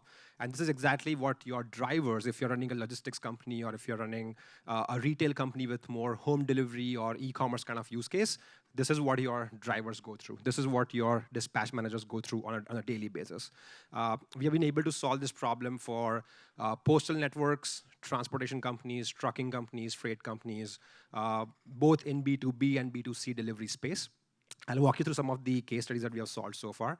But how our maps are different than a Google map is that it has things like backdoor locations for deliveries, capacity considerations, which is not what a typical Google map solves, because you don't have to tell a Google map that your car has 4 seats. It just assumes that it will only have 3 or 4 seats. But in a truck, you can have a capacity for 100 package, 10 metric tons, or a certain cubic inches of volume as well. So there's multiple different constraints that you have to put there. Customers' time preferences, speed, ETAs, pit stops, city restrictions. There's so much that a trucking company has to go through, which a typical map provider doesn't offer, and we offer. This is the product that we offer. So the first slide that I walked you through was more of a conceptual. This is a commercial version of our algorithm, which is what we call as Loginex Mile. It's one of the, this product is more focused on the intracity distribution problem. It comes in 3 form factors. One is mobile, web, and APIs. And we are the only platform which offers multiple pickup and drop optimization in a single run in real time, and on-demand allocation and optimization on the same run. This basically means we are running something similar to what Uber Pool runs for multiple cabs and multiple customers, and purely in real time. So just what Uber did to a traditional cab industry and made it completely automated, where nobody's really dispatching a cab, there's no call center, there's no operations manager, there's no dispatch manager, but the show is still running on its own. We try to create a similar experience for transportation and trucking industry, where, or even for retail distribution from warehouse to stores or from store to home, in a fully automated manner, where you, in future, you may choose not to have any dispatch managers, you may choose not to have any operations managers, you may choose not to have any customer support call center, or anybody who is a human being who is touching the software to take decisions, but now the software takes full decisions on how to route the trucks. There's more features to it, but we don't have time, so I'll not go through into details. But yeah, this is the API that I talked about. We also offer the same software in an API format so that you can connect this into your traditional TMS softwares or WMS softwares you may already be using, so that your user experience remains the same, just that the decision-making becomes fully automated. We also provide end-to-end real-time visibility. This is not a great solved use case so far, although there are tons of companies in the market who would come and tell you that now real-time tracking is possible. How we have solved it is we have created world's largest connected ecosystem of GPS and ELD devices. So what that really means is that if you have multiple 3PLs or carriers or independent contractors or small companies that you're working with to manage your dispatch and operations, we connect all their systems into one so that your dispatch team gets a unique end-to-end experience, and your customers can also get an end-to-end experience. So imagine if your customers are shipping something with you, now you can offer them an Uber-like tracking, not just for last mile, but also end-to-end from the first mile pickup or from your factory to all the way to the customer. And the customer can be a B2B or a B2C customer. Just a little bit about the company. We are 200 people strong as of now. Out of 200 people, we have 150 data scientists and backend developers. We have sales and support offices in all these red dot locations that you see across the world. We are live across 150 enterprise customers. We do few $1 million of recurring revenue annually. We process 10 million packages per day on our platform. We have raised about $11 million so far from a few investors. We are in the process to raise $25 million in Series B as we speak. One of our marquee investors is Alibaba Group. Of course, I'm sure everybody's familiar with that company. And we process 70% of Alibaba's volume outside China. So Alibaba builds a lot of stuff in-house for China market, but for outside China in APAC countries, we are their exclusive providers for a lot of their portfolio companies. And as I said, I think we are present in 10 countries physically, and we have users in more than 25 countries. We are now expanding in Europe as well, where we are increasingly seeing some of our existing customers taking us live in those markets. Yeah, and this is a very quick view about our customers. We have been in the business for more than 4 years now, so you can see a lot of work has been done. It's a very matured, seasoned, scaled software already. As I said, there's 150 enterprise customers that we work with. And these customers are primarily focused on these 5 industries. I believe majority of you here are representing companies in one of these industries. So if you happen to have a similar use case to any of these companies, we are happy to talk today. I already have a few meetings lined up with a few of the folks here, so happy to engage more. But I think these meetings are just 15-minute meetings. I'm not sure how much we'll be able to gather, but happy to kind of stay in touch, talk more, and see how we can help. So yeah, that's me. 2 minutes over time. Thank you so much, everyone. Thanks for listening to me. Thanks, Dhruv. Okay, up next, we're halfway through now, so we're at number 11 of 20 startups. I'm really excited to bring up our first and only female presenter today. It's a problem in the industry, and we're trying to fix that. So, Lori, whenever you're ready, welcome. Thank you. Hello. Yes, there are females in supply chain. I see a few of you out there. So I am with Zeroa, and I'm here to tell you a little bit more about what we do, and we are upstairs ready to go into more depth if you see things here that are of interest to you and your company. So right now, we're looking at data as a world, and there's a lot of it. But it really is a pool of data, and you're not thinking big enough about it, because really what we're dealing with now is a data ocean. And that ocean is full of unstructured data like documents, handwritten documents that have been scanned in, images, videos, and more. And what's the problem that with having this much data that is unstructured? Well, it is the fastest growing data that you are going to have in your organization, and less than 1% of this data is being used right now for your business decisions, which is a problem. So what we're trying to solve is that problem. How do you make sense of all of this data when it's all sitting there in these queues and you have to look at it? Well, we can bring you a UI in the front end that connects to extremely powerful machine learning algorithms in the back end that help you auto-tag, I'll just come to how it works.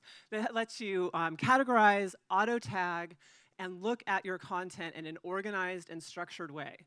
So now, instead of having data that you can't actually even use because you know it's there, but you don't even know what you don't know that's there, now you actually know what you have a visual dashboard, and you can actually share this with people in your organization. So if you're one of those organizations that has the 22 million documents that are sitting, in these boxes that need to be scanned and need to be looked at and need to be analyzed, we can help you.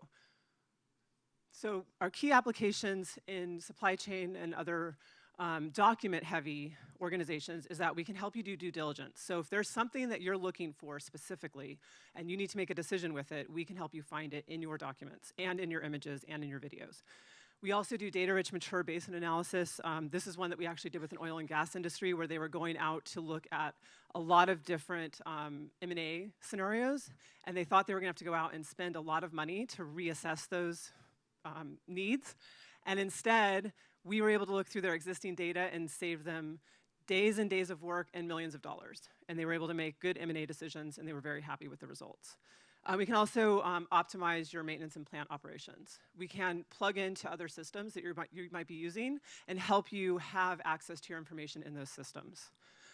We are a team full of people who love unstructured data. We've been doing it for over 20 years as a whole on average, and we want to help bring that to you.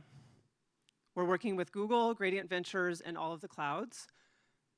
And that's what I have. So if you have any questions, please do come see us. We're upstairs in the supply chain area. All right, thank you so much. Thanks, Lori. Right on time, too. Okay, we're going to move on, and we have Carl from Morpheus Network, who flew in from Mexico. Good morning, ladies and gentlemen. So Morpheus Network, start again. So we're a SaaS middleware platform that connects emerging and traditional technologies, and that provides supply chain managers with a digital footprint for shipping and item level visibility. Okay, and that helps the supply chain managers to save money. So global trade's grown 3.5 times since the 80s, but the global supply chain hasn't kept pace. IBM talk about 40 different pain points, and as many of you guys know here in this room, you might be spending up to 10% of sales on logistics to get your product into the hand of the consumers. So we focus on supply chain managers who spend their day cradling their phones, chatting on WhatsApp, sending emails to find out where the heck their products are. And we do that by digitizing communications, documentation, and processes. So we have the founding team here today, Dan and Noam around the corner. Roger is the ex-CEO of DHL Global Forwarding, a $20 billion business. Our platform went live in March this year.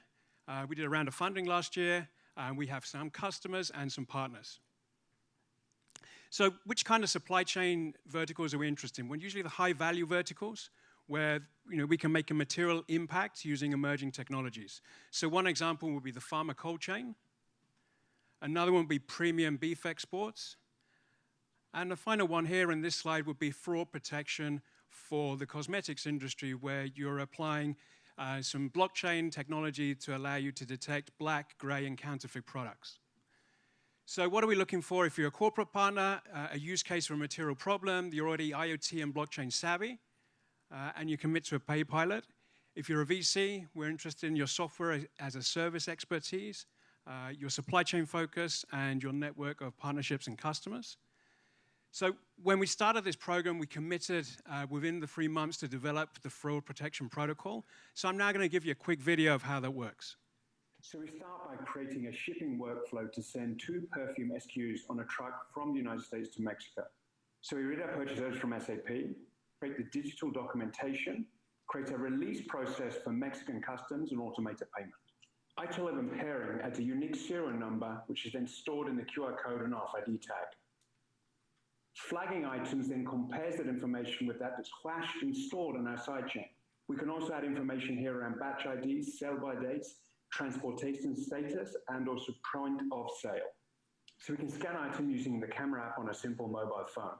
The user just positions the camera app over the QR code. Now we can see this is a gray code, not for sale in Mexico. Let's scan item 2. This is missing the universal ID number, which means it's a counterfeit product where the UID has been compromised, cloned, or missing. Let's scan the 3rd product. This is a white product, which means it's safe for sale in Mexico. Any product that's been stolen from the plant, warehouse, or trucking can be labeled as such. And any scan will then add a GPS and timestamp to the digital footprint for this shipment. So thanks for your time. Come by our stand. We have a premium bottle of tequila on the stand. You can scan it and enjoy the fiesta. Thank you.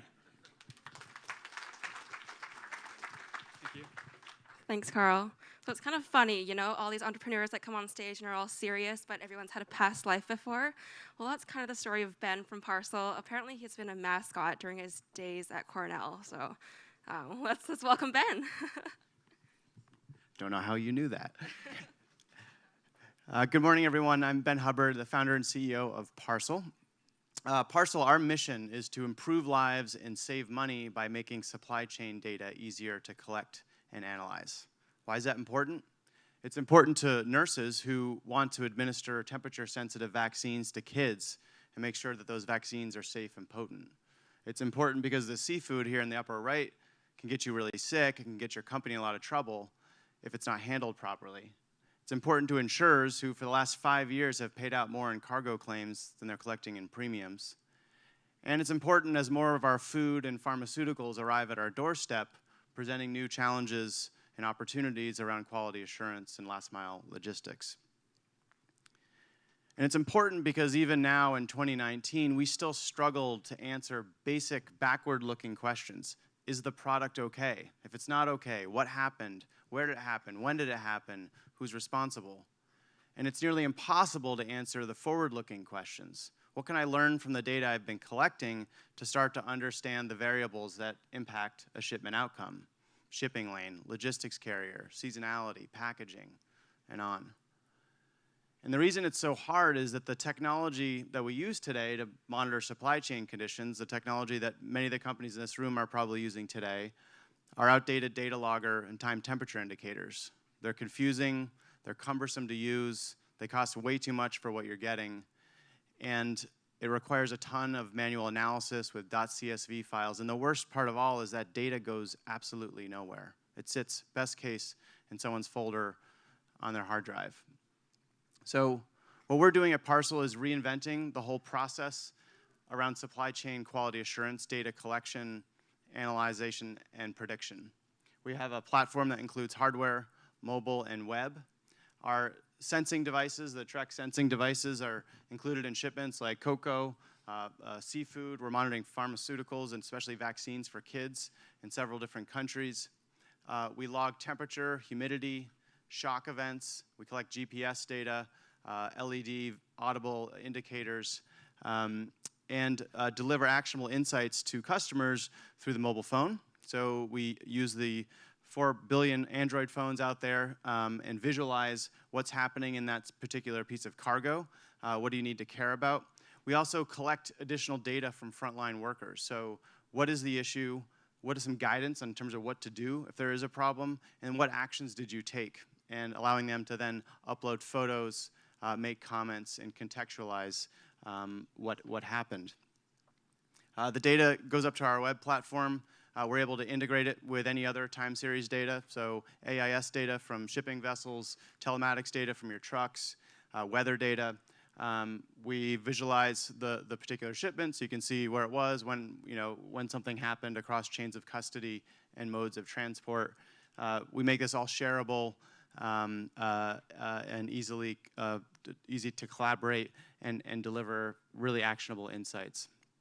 Insurers like us, we have partnerships with several leading cargo insurers where they are incentivizing customers who switch over from legacy solutions to Parcel through lower premiums and deductible incentives. And we're excited to talk to other operating partners, many of you in this room, where we can be helpful both to your own operations, improving your storage and handling, but for those of you with customers or vendors who are supplying you or you're supplying to, providing this as a value-added service, and even wrapping around an insurance product to deliver a total risk management solution. So thank you for your time and look forward to speaking with many of you later today. Thanks, Ben. So fun fact about our next presenter, he is certified by Google as one of 50 experts in machine learning and AI. So I think that means he's pretty smart. Welcome, Karim from InstaDeep. Thank you. Hi, everyone. I'm Karim Bekir, the co-founder and CEO of InstaDeep. So at InstaDeep, we work with corporate customers to implement AI in order to harvest efficiencies within your organization. Because we strongly believe it actually takes a team to extract the value from AI. So it starts with R&D. We conduct our own innovative research on problems that are directly applicable to the enterprise. But unlike, let's say, pure research centers, we don't stop there. We go ahead and build up high-performance computing systems, matching the hardware part with the software part. We deploy those within your organization together with visualization tools that make it possible to extract valuable insights and actionable insights. So at InstaDeep, we work with the best to deliver the best. So we collaborate in research with Google DeepMind. In hardware, we're part of the Intel AI Builder program, together with NVIDIA as well, where we're a preferred supplied partner. So this allows us to integrate hardware and software, and our research is also published at the leading conferences. And this allows us to work with customers in order to deliver value on multiple verticals. For example, in energy, we work with Group Total. In finance, we have worked with BNP Paribas. In mobility, we have worked with large automotive companies such as Renault, Nissan, Mitsubishi, and others. So when we look at use cases in supply chain, there are really like two main use cases. One is about predictive analytics, how you go ahead and build up tools to predict key metrics, demands, and other variables. That's an important component. The second important component is about making decisions. How do I set myself to be able to make informed decisions about scheduling workforce, ordering parts, or managing inventory? Importantly, at InstaDeep, we combine these two together. So if I take this example here, this is for a mobility customer. We have looked at the problem of routing in real time on a large city like New York City here.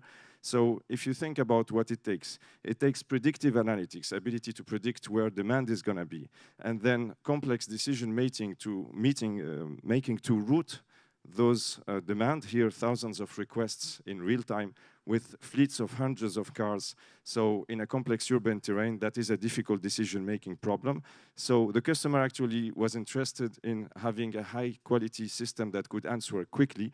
So they asked us to do this in less than 30 seconds. We managed to deliver this in less than 5 seconds, thanks to high-performance computing systems. But importantly, we also added to it efficiency, thanks to our innovative breakthroughs that made it possible to increase efficiency by more than 3%. This together with the type of visualization tools that you see here that allows you to extract insights, communicate within your organization, and ultimately realize the value of AI. So we look forward to speaking with you about how we can work together to extract the value from AI. So thanks a lot for your time and look forward to speaking to all of you. Here are our contact details. Thanks a lot. Thank you, Karim. Okay, up next, we have Vivek from Hopstack. He's going between New York and India, so he's quite busy, but he made it here today. So welcome to the stage.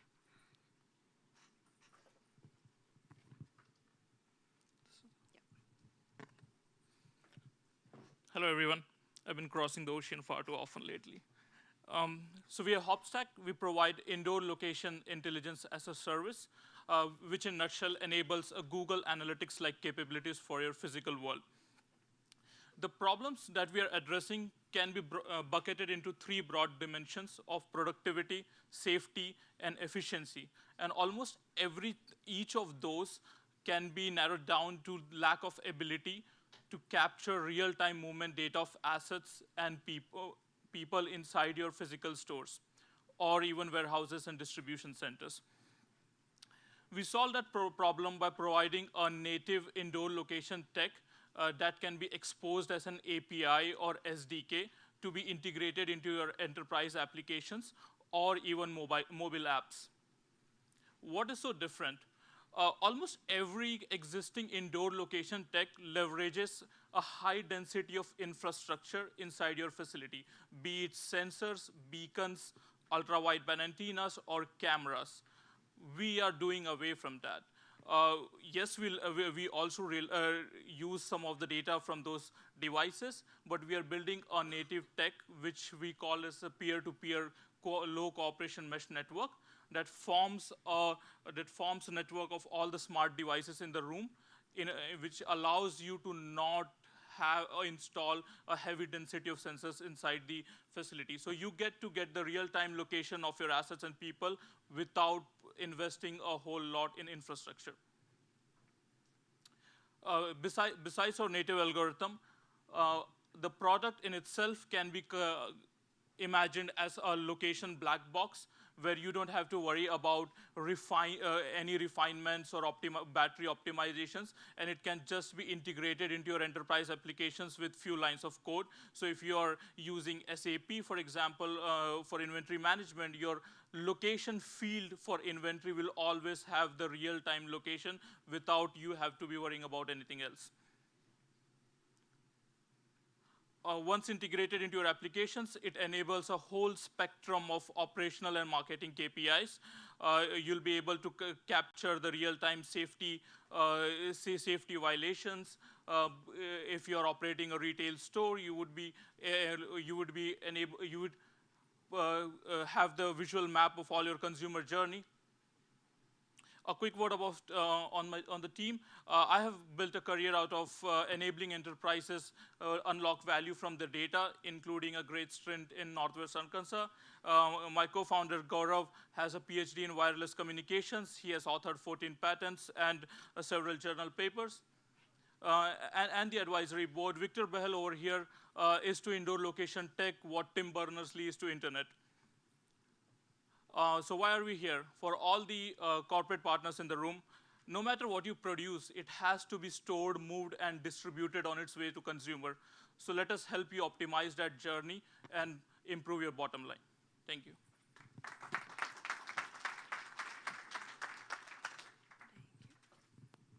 Thank you. Up next, we have Adomas from Next Question.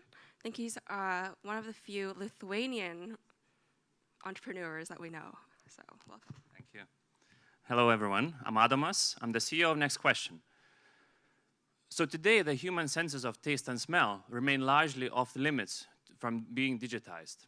And if you think about visual recognition, for example, that's something which actually is used heavily in decision making. And taste and smell could benefit a lot of industries, from food supply chain to chemicals manufacturing to even healthcare. And that's what we are working on. We are working to radically reduce the complexity in taking the smell fingerprint with a digital sensor and using that in decision making. So I'm very lucky to have Lucas Lopez, an engineer who has over 10 years of experience in machine learning and is also a published researcher in the field of digital smell and digital olfaction, working with me. And I myself, I'm a 2 times founder, a venture capital investor, and a former strategy consultant. So today, scent detection is very slow. It uses these big boxes, sort of starting with the size of a printer and just gets bigger from there. They take a lot of time to give a reading, and they're very expensive as well. They also can only be calibrated for a very specific vertical or very specific chemical. What we have actually prototyped is a handheld device, which in the prototype was attached to a moving robot in a factory setting. Our solution gives a reading within 5 seconds. It's actually modeled based on how insects navigate in the environment. This allows it to detect the source of a specific scent it's calibrated for. It's also reading a rich fingerprint from the environment, which is then compared against the machine learning of our models. So we can actually not only pick up a specific gas, we can detect anomalies in the overall fingerprint pattern. And most importantly, these are quite generic sensors we're using. So we are reducing the cost compared to the boxes I was just showing from 10x to 100x. The use cases so far, as I mentioned, it's very wide. It literally can apply it in any industry you can think of. But what we are focusing on now, the first 2 are food supply chain. So starting with the farms and livestock farms, detecting anomalies, detecting diseases.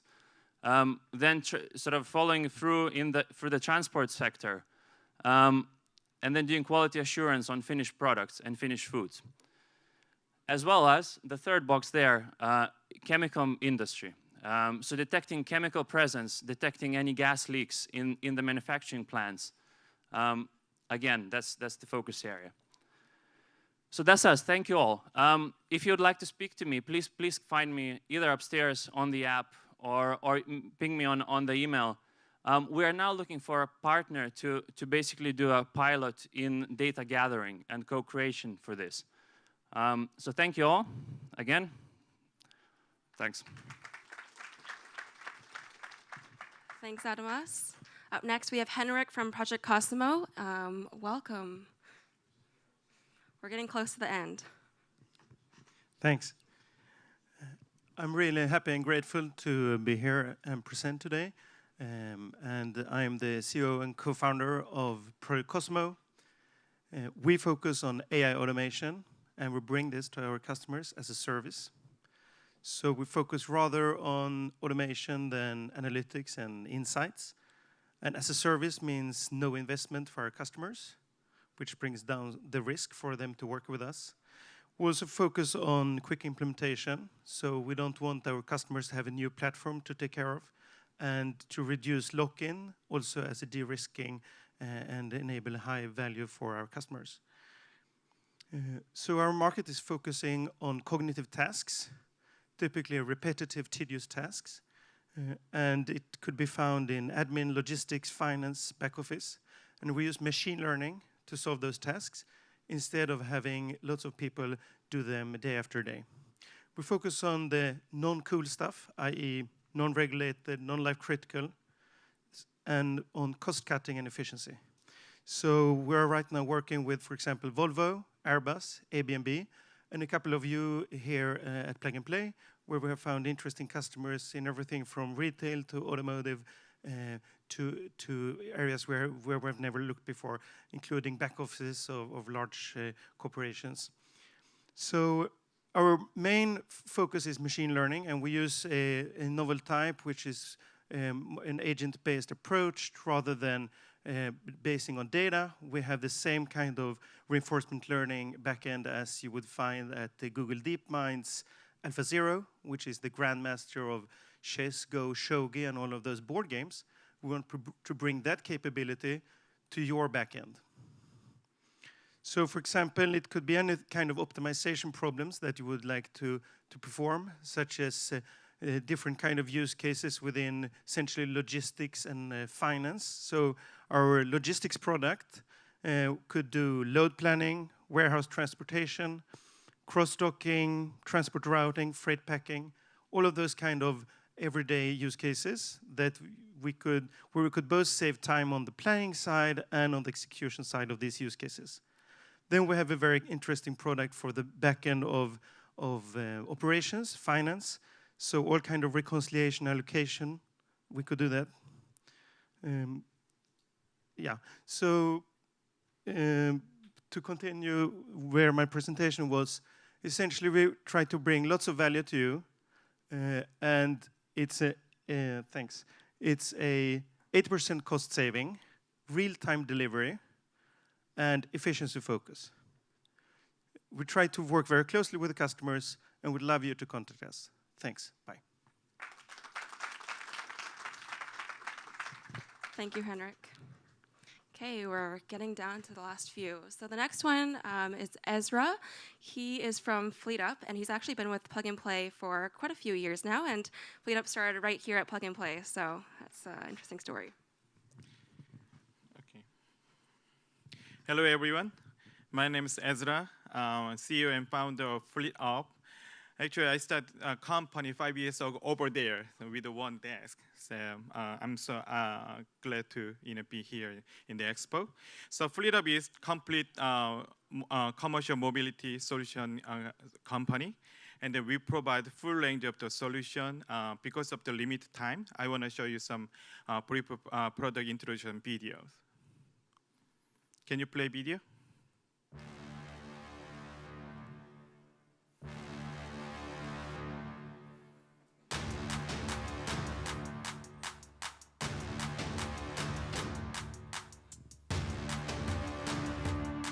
Welcome to FleetUp. Your total on-duty time is 20 minutes.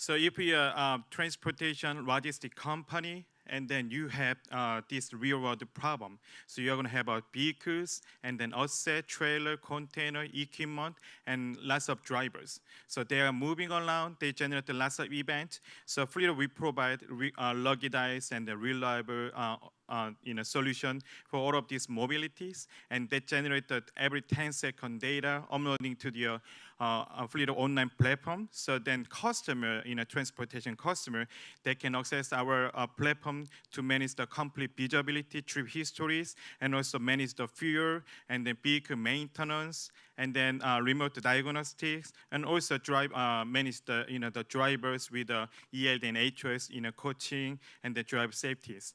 And using our solution integrated to their backend system to increase their service level too.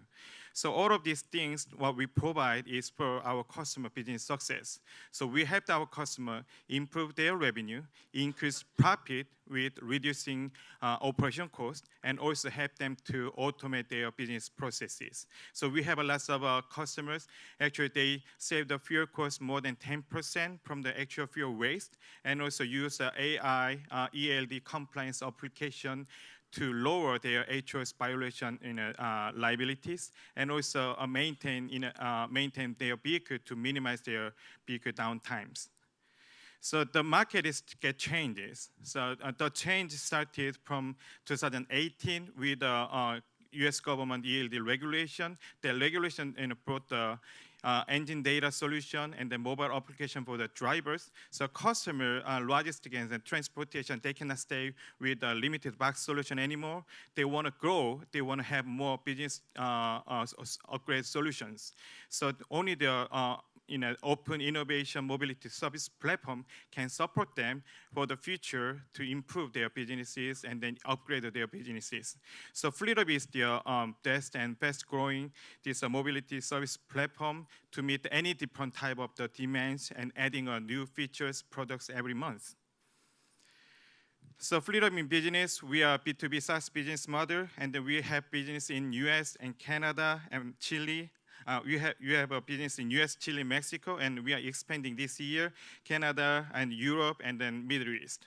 So because of that, we are looking for a corresponding partner, and we have a product detail booth in second floor. So please, come to us, visit us for a lot more FleetHub product details.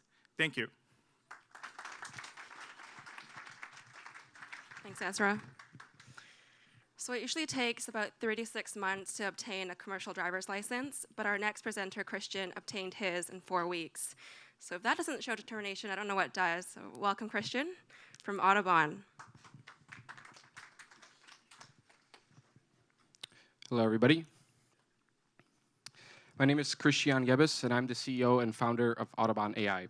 I've previously built fully autonomous robots from ground up, and I've led a team of 50 engineers to build fully autonomous robots at NASA and DoD competitions. Where most notably at NASA, I led the team to take second place out of 50 universities, where we proudly received the Caterpillar Autonomy Award. With me, my two co-founders and I have assembled a world-class team of expertise where some of us have worked at some of the most prominent robotics, transport, and design companies in the entire world. We've come together to solve some of the biggest problems in trucking. So every single day, there's 10 people that die due to truck-related accidents. That costs the industry about $35 billion every single year. So in a show of hands, who has had anxiety driving next to a semi-trucks at one point or another? Over the next 5 years, 175,000 new drivers are going to need to be hired. And compared to an experienced driver with more than 5 years of experience, rookie drivers are 15% less fuel efficient and are 41% more likely to be involved in an accident. So we've developed the autopilot retrofit solution that has the goal of protecting and empowering new truck drivers via a virtual assistant that puts highway driving on autopilot. As many of you may know, with autopilot systems perhaps in your vehicles, autopilot reduces stress and fatigue significantly, which makes the job more enjoyable, allowing for easier recruiting. Due to that, a vehicle insurance discount can be sought, and about 40 to 50% lower insurance premiums can be realized. At the same time, by automating fuel, using machine learning to automate fuel, throttle, and steering, you can increase your fuel efficiency by almost 15%.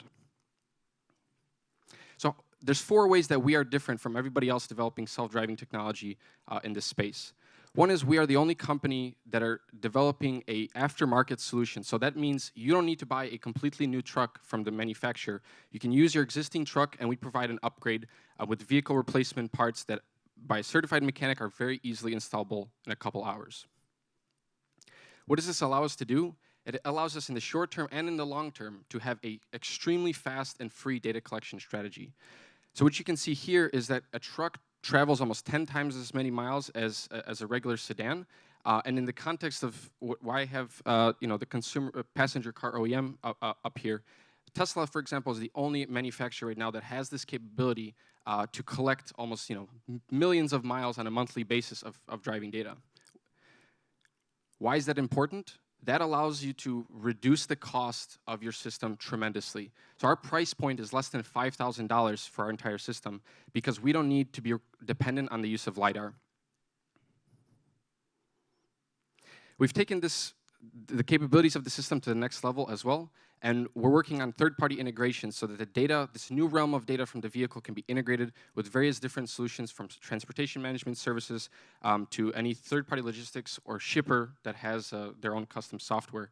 You have real-time video conferencing ability, which is completely new in the industry, 60 centimeters of tracking radius, and even things like electronic logging devices can be automated, and remote control abilities, which we'll be talking about a little bit later.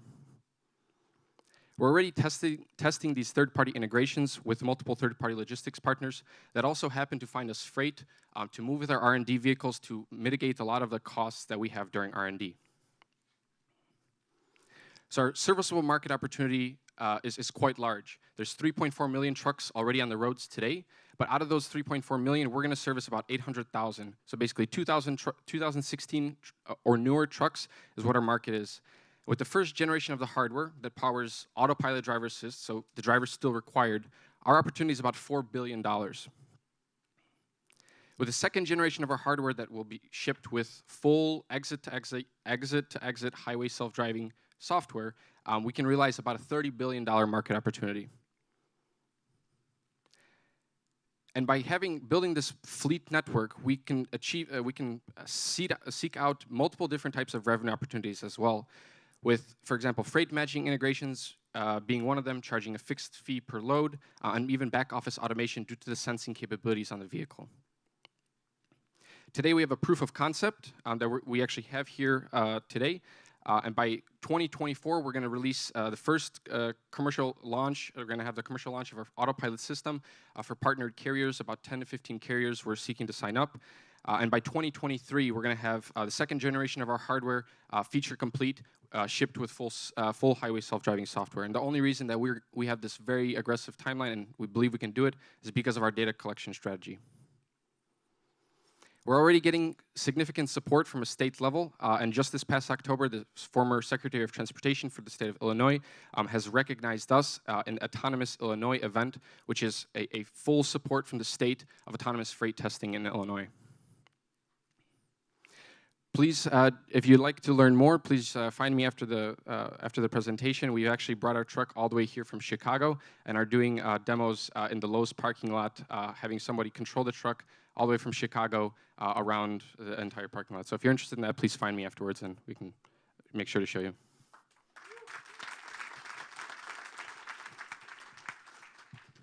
Thanks, Christian. Yes, please do check that out after this is all done because that's pretty cool. Okay, last one up, we have Jamin from BoxBot.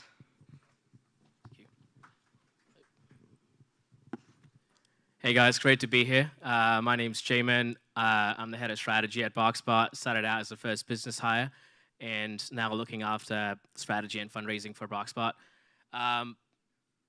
So what's BoxBot? We're a last mile automation company. We do have self-driving vehicles, but we're not just a vehicles company. We've been around for about 2 years now. Quickly realized that you don't need just a vehicle. Just a vehicle alone is not possible to solve this problem. So we started going after a systems approach. E-commerce has been blowing up. There's crazy amount of growth happening.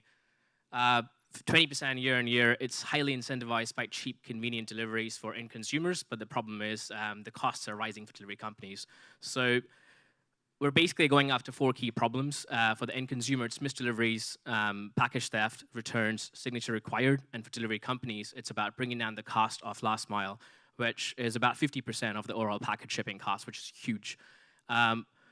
We also offer really simple integration with delivery companies and also for e-commerce players as well. We're agnostic in terms of who we work with. We're very much last mile focused.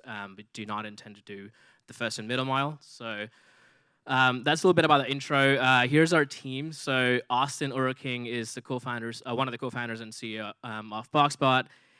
He has been working in robotics and electric vehicles for about 15 years now.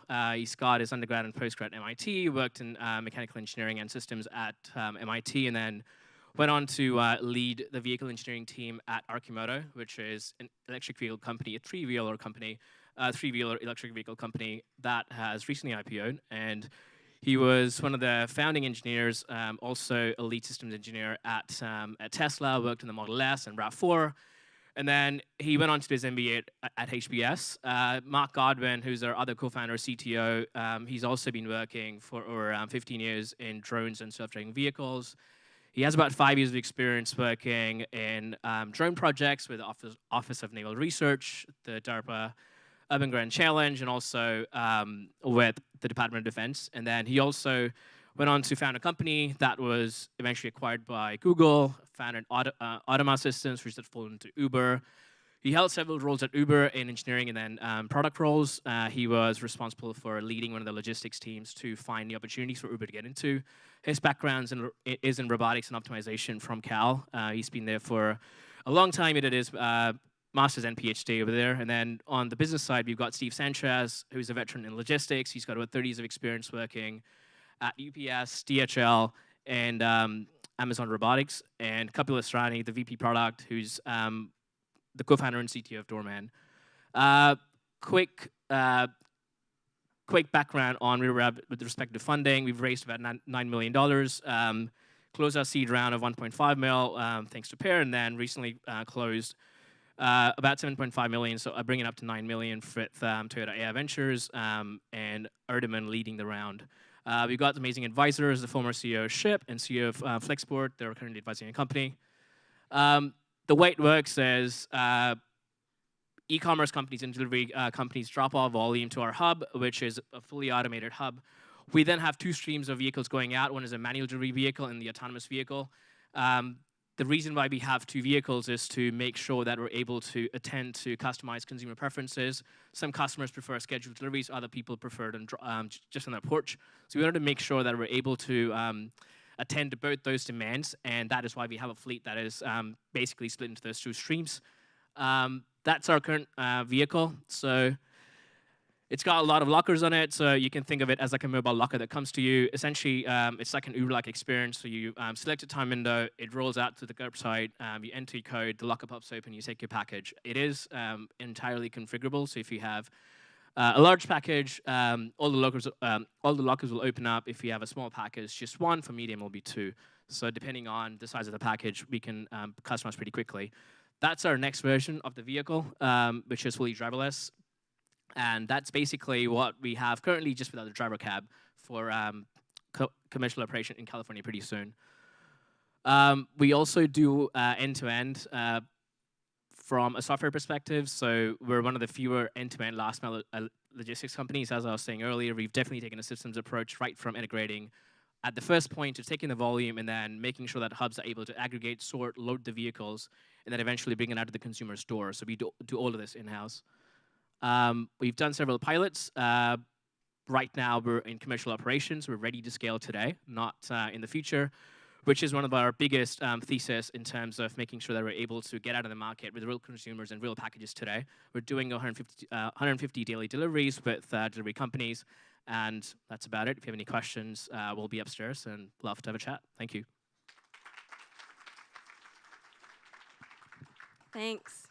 So that concludes our round of 20 startups. And I'd like to present corporate awards now. So the whole point of our program is to introduce our startups to our corporate partners who provide a lot of guidance, pilot opportunities, and really help our startups grow, because all of our startups are early stage and seed stage. So we really owe it all to all of our partners here who make time, commitments, financial time commitments to help our startups.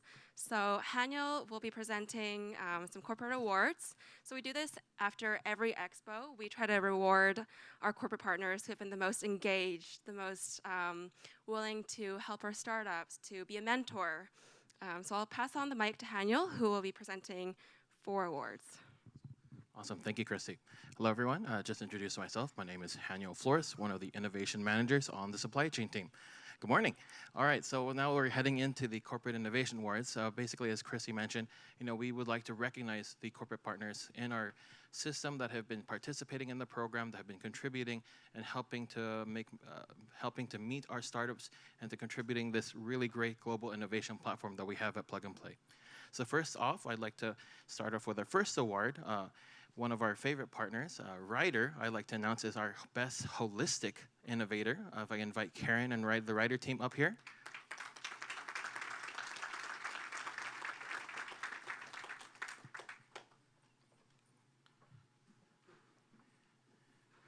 Woo!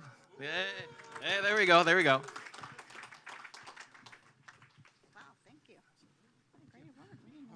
And then maybe a couple words. Yeah.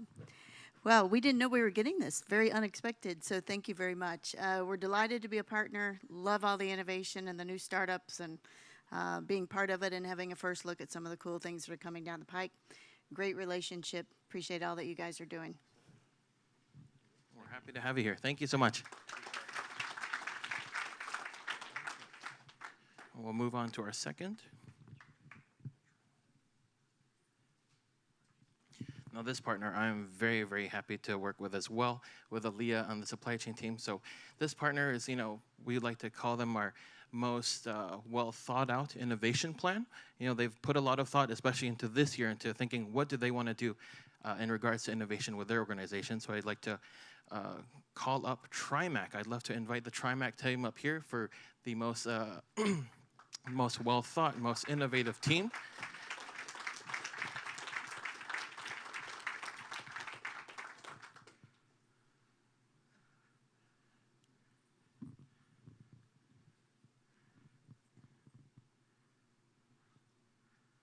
Awesome, guys. Here we go. Congratulations. Thank you very much. Very happy to be here. We're lucky that surprise, first of all, had no idea, and thank you very much. We brought several of our customers here from Canada and the US to participate today. It's just a great event and a great team here that Saeed and Farzeen have put together. So we're really proud to be a part of this. It's an incredible platform to see startups and corporates meet, and happy to have worked with Matt and his team now for a couple of years. Matt, please.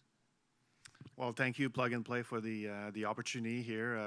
As Trevor mentioned, we use this platform as well to find innovation, but also to work with our customers to innovate. So thank you, everyone at Plug and Play, to give us the opportunity to do that. Thank you. Thank you, guys. Thank you, thank you. And so the next award we're going to have, this one, I think Saeed is going to be familiar with this corporation. They've been with us for quite some time now. When I first started this company almost 4 years ago, they were here even before I was here. So this is going to go to Swiss Post as our most experienced innovator and our most veteran innovator. I'd like to invite the Swiss Post, Olivier, if you can come up.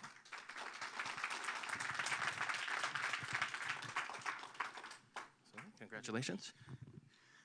Thank you a lot. That was very unexpected. I was yesterday visiting Matanet, our autonomous drone company that raised a Series A with Boeing last summer and just announced a partnership with UPS very recently. And there was an exceptional experience that Matanet was brought to us by Plug and Play, and then we've been following with them, then investing and launching new innovation with them. So we have a very good experience with you, and we're very happy for the relationship. Thank you very much. Absolutely. Looking forward to continuing the relationship. Thank you. All right. Last but not least. Okay, this is probably the account that I am very much proud to be dealing with. This corporate customer has been one of our most active investors, our participants in the program. I'd like to say just as a quick disclaimer for myself privately, working with the champions of this organization, their contact numbers show up in my most contacted, not my friends or my family. It's my champions from this corporation who I contact the most. So I'd like to mention, the most active. I'd like to invite PVH as our most active corporation in the program. They've had in less than 6 months. We have 2 pilots in progress. We have 1 commercial deal and an NDA in progress. I'd like Matt, if you'd like to give us a couple words.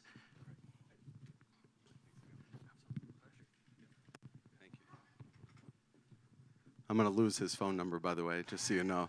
I gave it to the 19 other PVH associates that are here. So just want to thank Plug and Play for letting us be a part of this ecosystem, and the team that's really behind us here at PVH, and the corporate partners.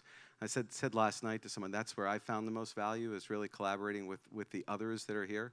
So want to just appreciate it, and we're trying to be all in. But thank you. So thank you so much. Perfect. Now I'll pass it back to Christy. So it wouldn't be fair if we only gave awards to corporate partners, because, startups make up half of the pie. So you have all been voting, and we've been talking amongst our team. Who have we really enjoyed engaging with these past 3 months, gotten to know the team, who's on my speed dial. So I'd like to award this startup award to Audubon AI. Christian, come on up.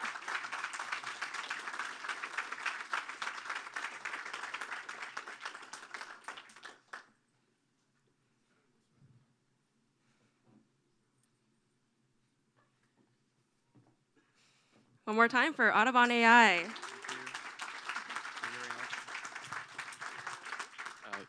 Thank you, everybody. I wasn't exactly expecting this, but I would like to, entertain everybody with the fact that we brought the truck here. So I'm not sure if it's raining outside or not, but please feel free to find us. I think it's quite exciting. We've been working on this for 3 years now out of school, and building a company like this out in the Midwest is challenging, but I think based off the feedback that we're getting from a lot of the partners that we're working with, a lot of the drivers, it really keeps the team and myself motivated to get out of bed in the morning and work towards something that's exciting in the future, making the roadways safer for everybody. I think this is like the first incremental step towards doing that in not a leap of faith approach, but kind of a more direct of what do we have as a problem to deal with today, and how can we actually fix that in a way that's adaptable and very cost effective, right? So very thank you for the award, and hope to show you guys our demo or what we have built so far. Thank you. Okay, that wraps it up, but we are not done yet, because we have quite an exciting announcement. As Mike mentioned earlier on, Mike and the rest of our team have been working really hard, I think for over a year, to get this deal signed and have a new corporate partner in our ecosystem. So Mike, if you want to come up while we get set up, you can share more about the story behind our new... Okay, sure. Thank you, Christy. And while we get started, Saeed, I'd like to invite Saeed, our founder and CEO, up to the stage with us. We're going to do a quick signing ceremony just to announce our new office in Northwest Arkansas. Meanwhile, I'd like to invite everyone from Northwest Arkansas, such as the university, the Walton Family Foundation, Walmart, Tyson Foods, JB Hunt, anyone from Northwest Arkansas, please come up to the stage. We've been working on this for a long time. Chris Saltemeyer, we hope you can join us.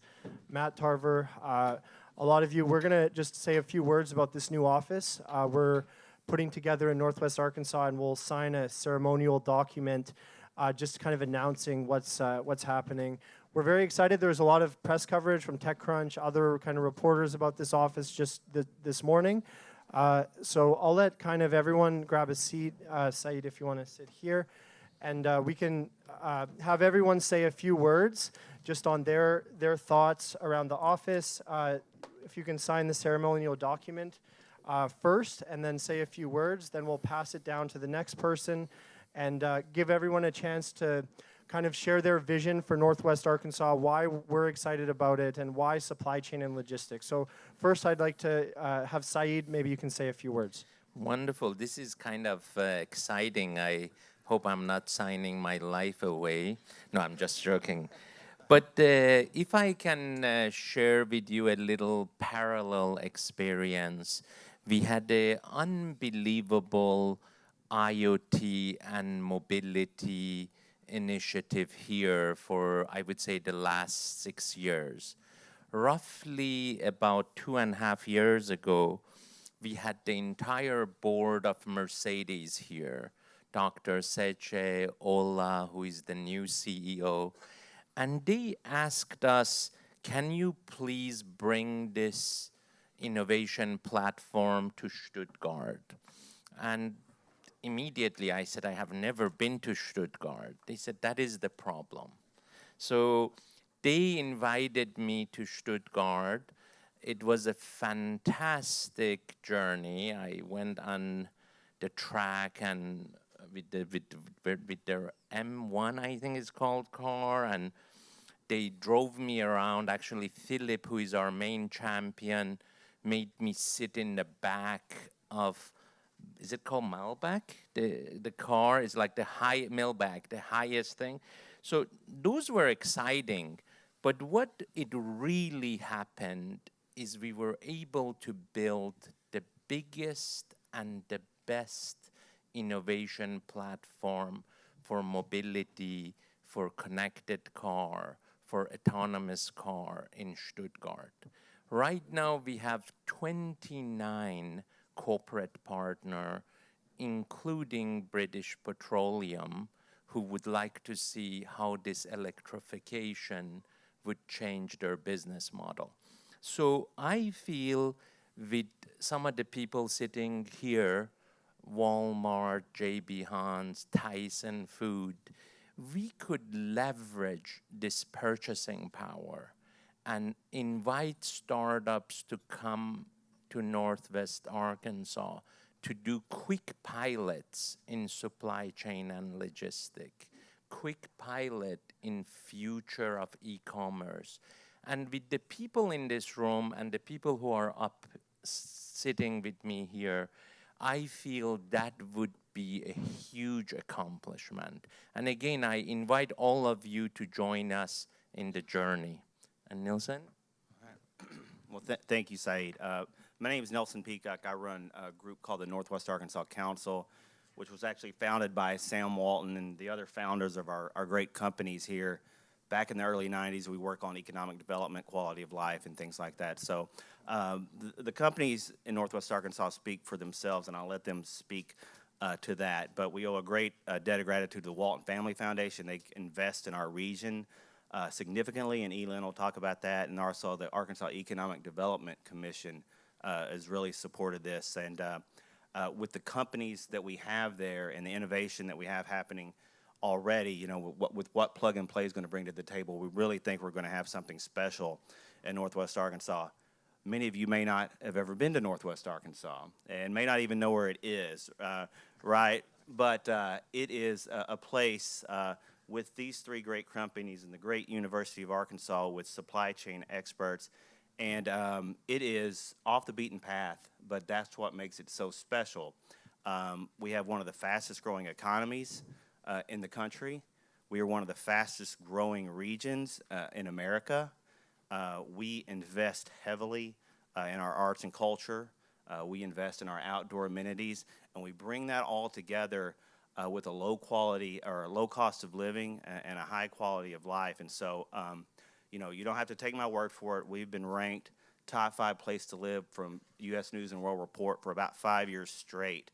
And so, so when you combine all that together with these innovative companies and what Plug and Play is going to bring, we're really excited about the future. And so please come when we get this up and running. Please come visit us. I think you'll see what a great business environment and an easy lifestyle, how that can all come together. And speaking as someone who spent most of their adult life in Washington, D.C. and right here in the Bay Area, if you have a year of your life like my last year where you have a 10-minute commute, you will never forget what it's like to be in 2-hour traffic. So please come see us in Northwest Arkansas. And thank you, Saeed. Thank you, Nelson. I'm Dr. Elin Lai, and I'm with the Walton Family Foundation. The Walton Family Foundation is a family-led organization that creates opportunities for people and communities. So in Northwest Arkansas, we are working hard to establish the region as a global leader in arts, entrepreneurship, education, and overall quality of life. That work that we do includes providing support to the entrepreneurs because they are vital to our efforts to strengthen the dynamic nature of our region.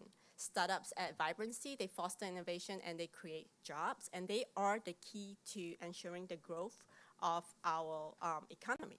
So for those of you who are not familiar with Northwest Arkansas, like what Nelson has said, it is actually a region that's rooted in a legacy of our people's entrepreneurial spirit, because this is a region where the world's most successful entrepreneurs, like Sam Walton, J.B. Hunt, John W. Tyson, started their businesses, which are today Fortune 500 companies. So we are, today, Northwest Arkansas is a region that's known for its unique quality of life. As Nelson has said, we have a sprawling 400-mile network of trails. We have world-class arts institutions like the Crystal Bridges Museum of American Art. And we have lively downtowns with vibrant culinary scenes. And I'm actually from Singapore, a nation that's obsessed with food. So that's really saying something, and I'm now in Northwest Arkansas. So at the Walton Family Foundation, we understand the importance of an inclusive environment in supporting an innovator in every step of their journey. So our grant to support this effort will provide education and training to the entrepreneurs and provide them access to mentoring workshops and community events. We are really excited to be here on stage with Plug and Play, a globally recognized brand, as well as the great industry leaders from our region. We believe that this effort will bring the next generation of promising startups like yourself and help us strengthen our entrepreneurial ecosystem as well as ensure the long-term viability for our region. Thank you.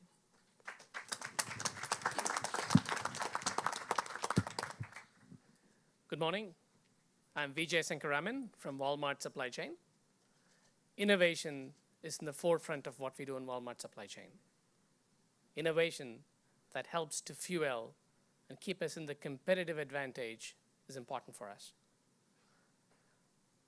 When we look at innovation, with the strength of Walmart, with the agility and the speed at which startups can operate, the partnership that Plug and Play brings to us, it's important that we are able to create and fuel and accelerate innovation. The innovation that allows us to keep everyday low cost for our customers who shop any which way they want. At Walmart Supply Chain, we are committed to quality and service.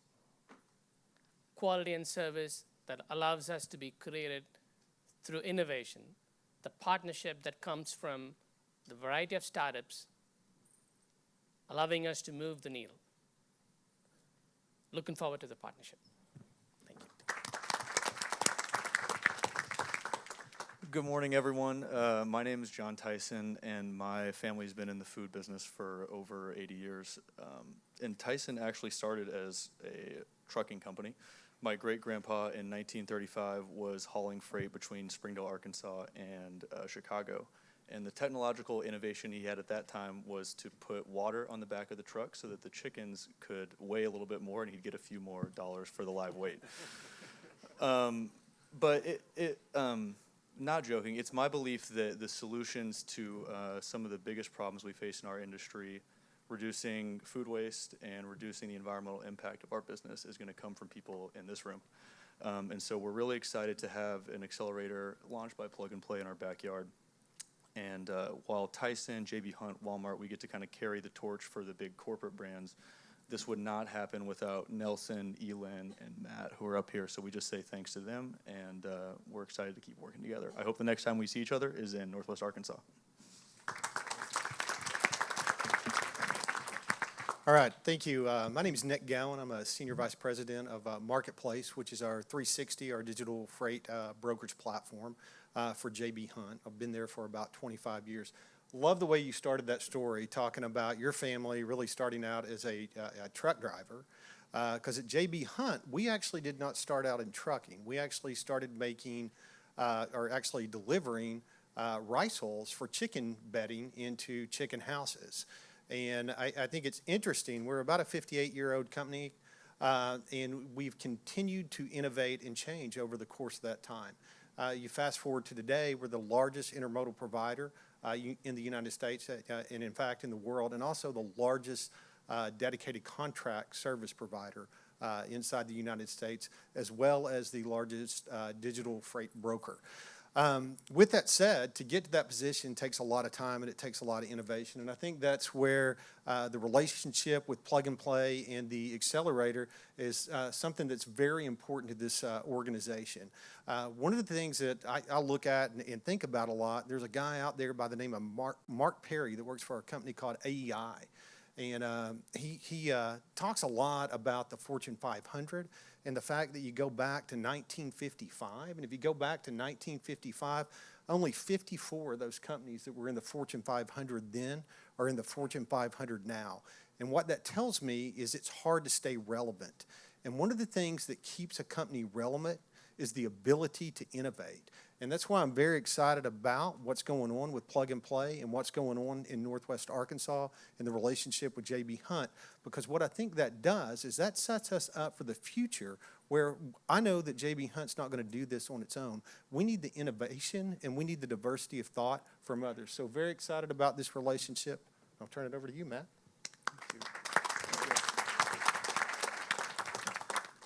Good morning.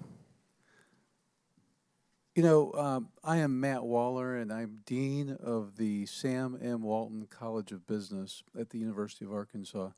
You know, one thing that I don't think that's come through at this point in this discussion is that Northwest Arkansas has one of the highest concentrations, densities of expertise in logistics and supply chain management. It's unbelievable.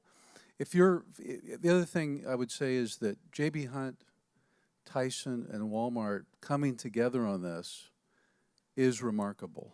I mean, it's really impressive when large Fortune 100, 500 companies come together and do something this innovative. But Northwest Arkansas has a tremendous density of expertise in supply chain logistics. In addition to the three companies that you heard here, we have 1,500 CPG, consumer packaged goods companies in Northwest Arkansas with offices in Northwest Arkansas.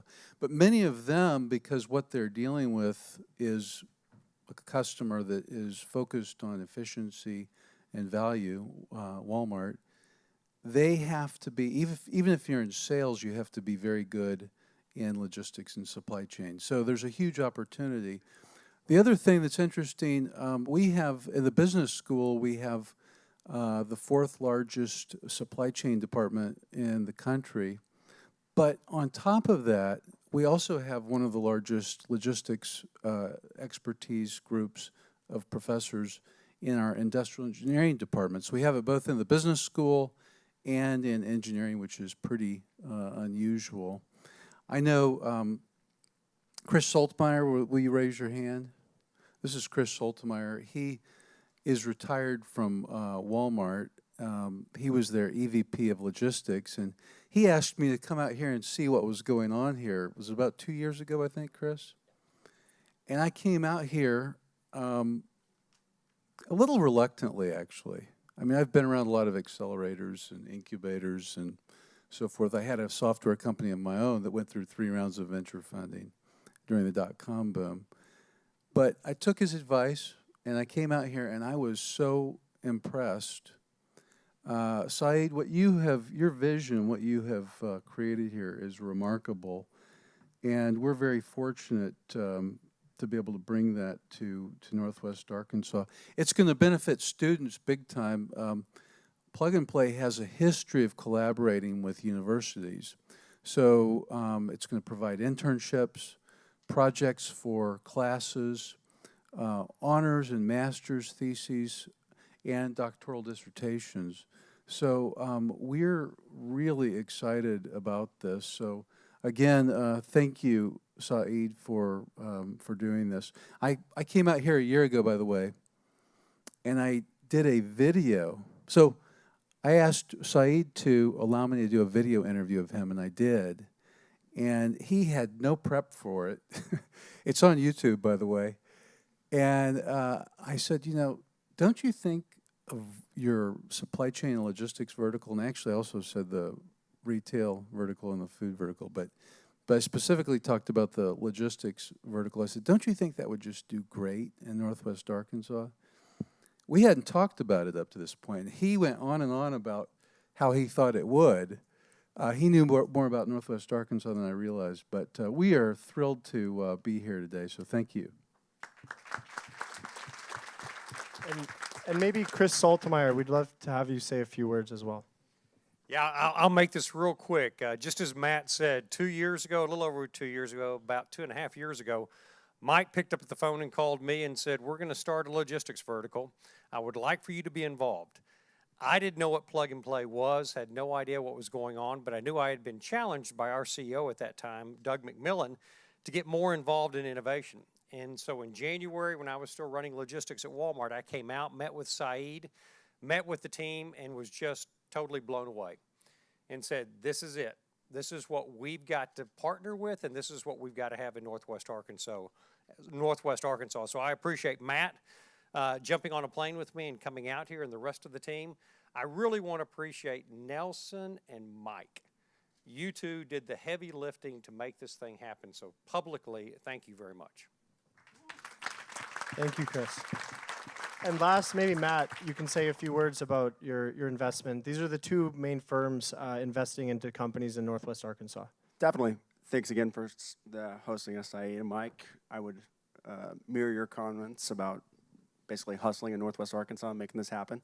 Myself, I run RZC Investments, which is a direct investing platform based in Bentonville, Arkansas, backed by family capital, investing in all the way from venture capital opportunities through growth equity and buyout. Recent transplant myself. I'm from Dallas, and I can attest it's a great place to live, work, and play. Look forward to having you out there. That's great. Thank you. You know, if I can sort of wrap up by saying the hospitality I received was incredible.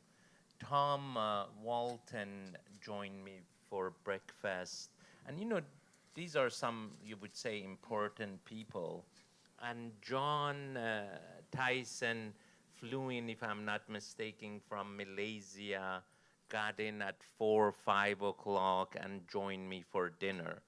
And then to sort of make the cherry at the top, we had about 30 minutes, 40 minutes, and Nielsen told me, Saeed, let me show you this great museum called Crystal Bridges. And while we were in the museum, Alice Walton greeted us and said hello. Quite frankly, I think with this will of the people in Northwest Arkansas and with the people in this room, as Dean mentioned, like Procter & Gamble has 300-400 people there. Unilever has about the same. Synchrony has 500 people there. So I think we can embrace all of these CPGs and supplier and build the best and the biggest innovation platform in supply chain and commerce in Northwest Arkansas. And I invite all of you there within 3 months for the grand opening. Thank you very much, Saeed. Just to echo what you said, we're very excited. We've been working on this for a couple of years. So excited to bring the whole ecosystem together, which is all represented here on the stage. So we want to encourage all of our partners here in the Valley to be active and really build a cross-functional network of supply chain and logistics innovation. So thank you again, everyone, for making this happen. And yeah, we can clap. I'll call Christy to the stage and just to say some final remarks. Yeah, so thank you to everyone who's joined us today. It's an exciting day for us, a lot of exciting new announcements, and all of our startups are really excited here to meet with you after lunch today. So just wanted to announce that lunch will be served on the second floor in the pavilion. We also have Audubon ready to demonstrate to all of you guys their capabilities. So after lunch, around 12:30 to 1, they'll be outside across the street in the Lowe's parking lot for you to all check it out. I mean, they did drive their truck all the way out here, so you might as well see it. And then we also have another event happening at Plug and Play today. It's a Lloyd's Register Safety Accelerator that will be taking place at noon in the San Francisco room on the second floor. So please do check that out. They're having a luncheon. You can learn more about that program and what they're doing with Plug and Play. So with that being said, I think that concludes Supply Chain's Expo for spring 2019. Thank you all. Thank you.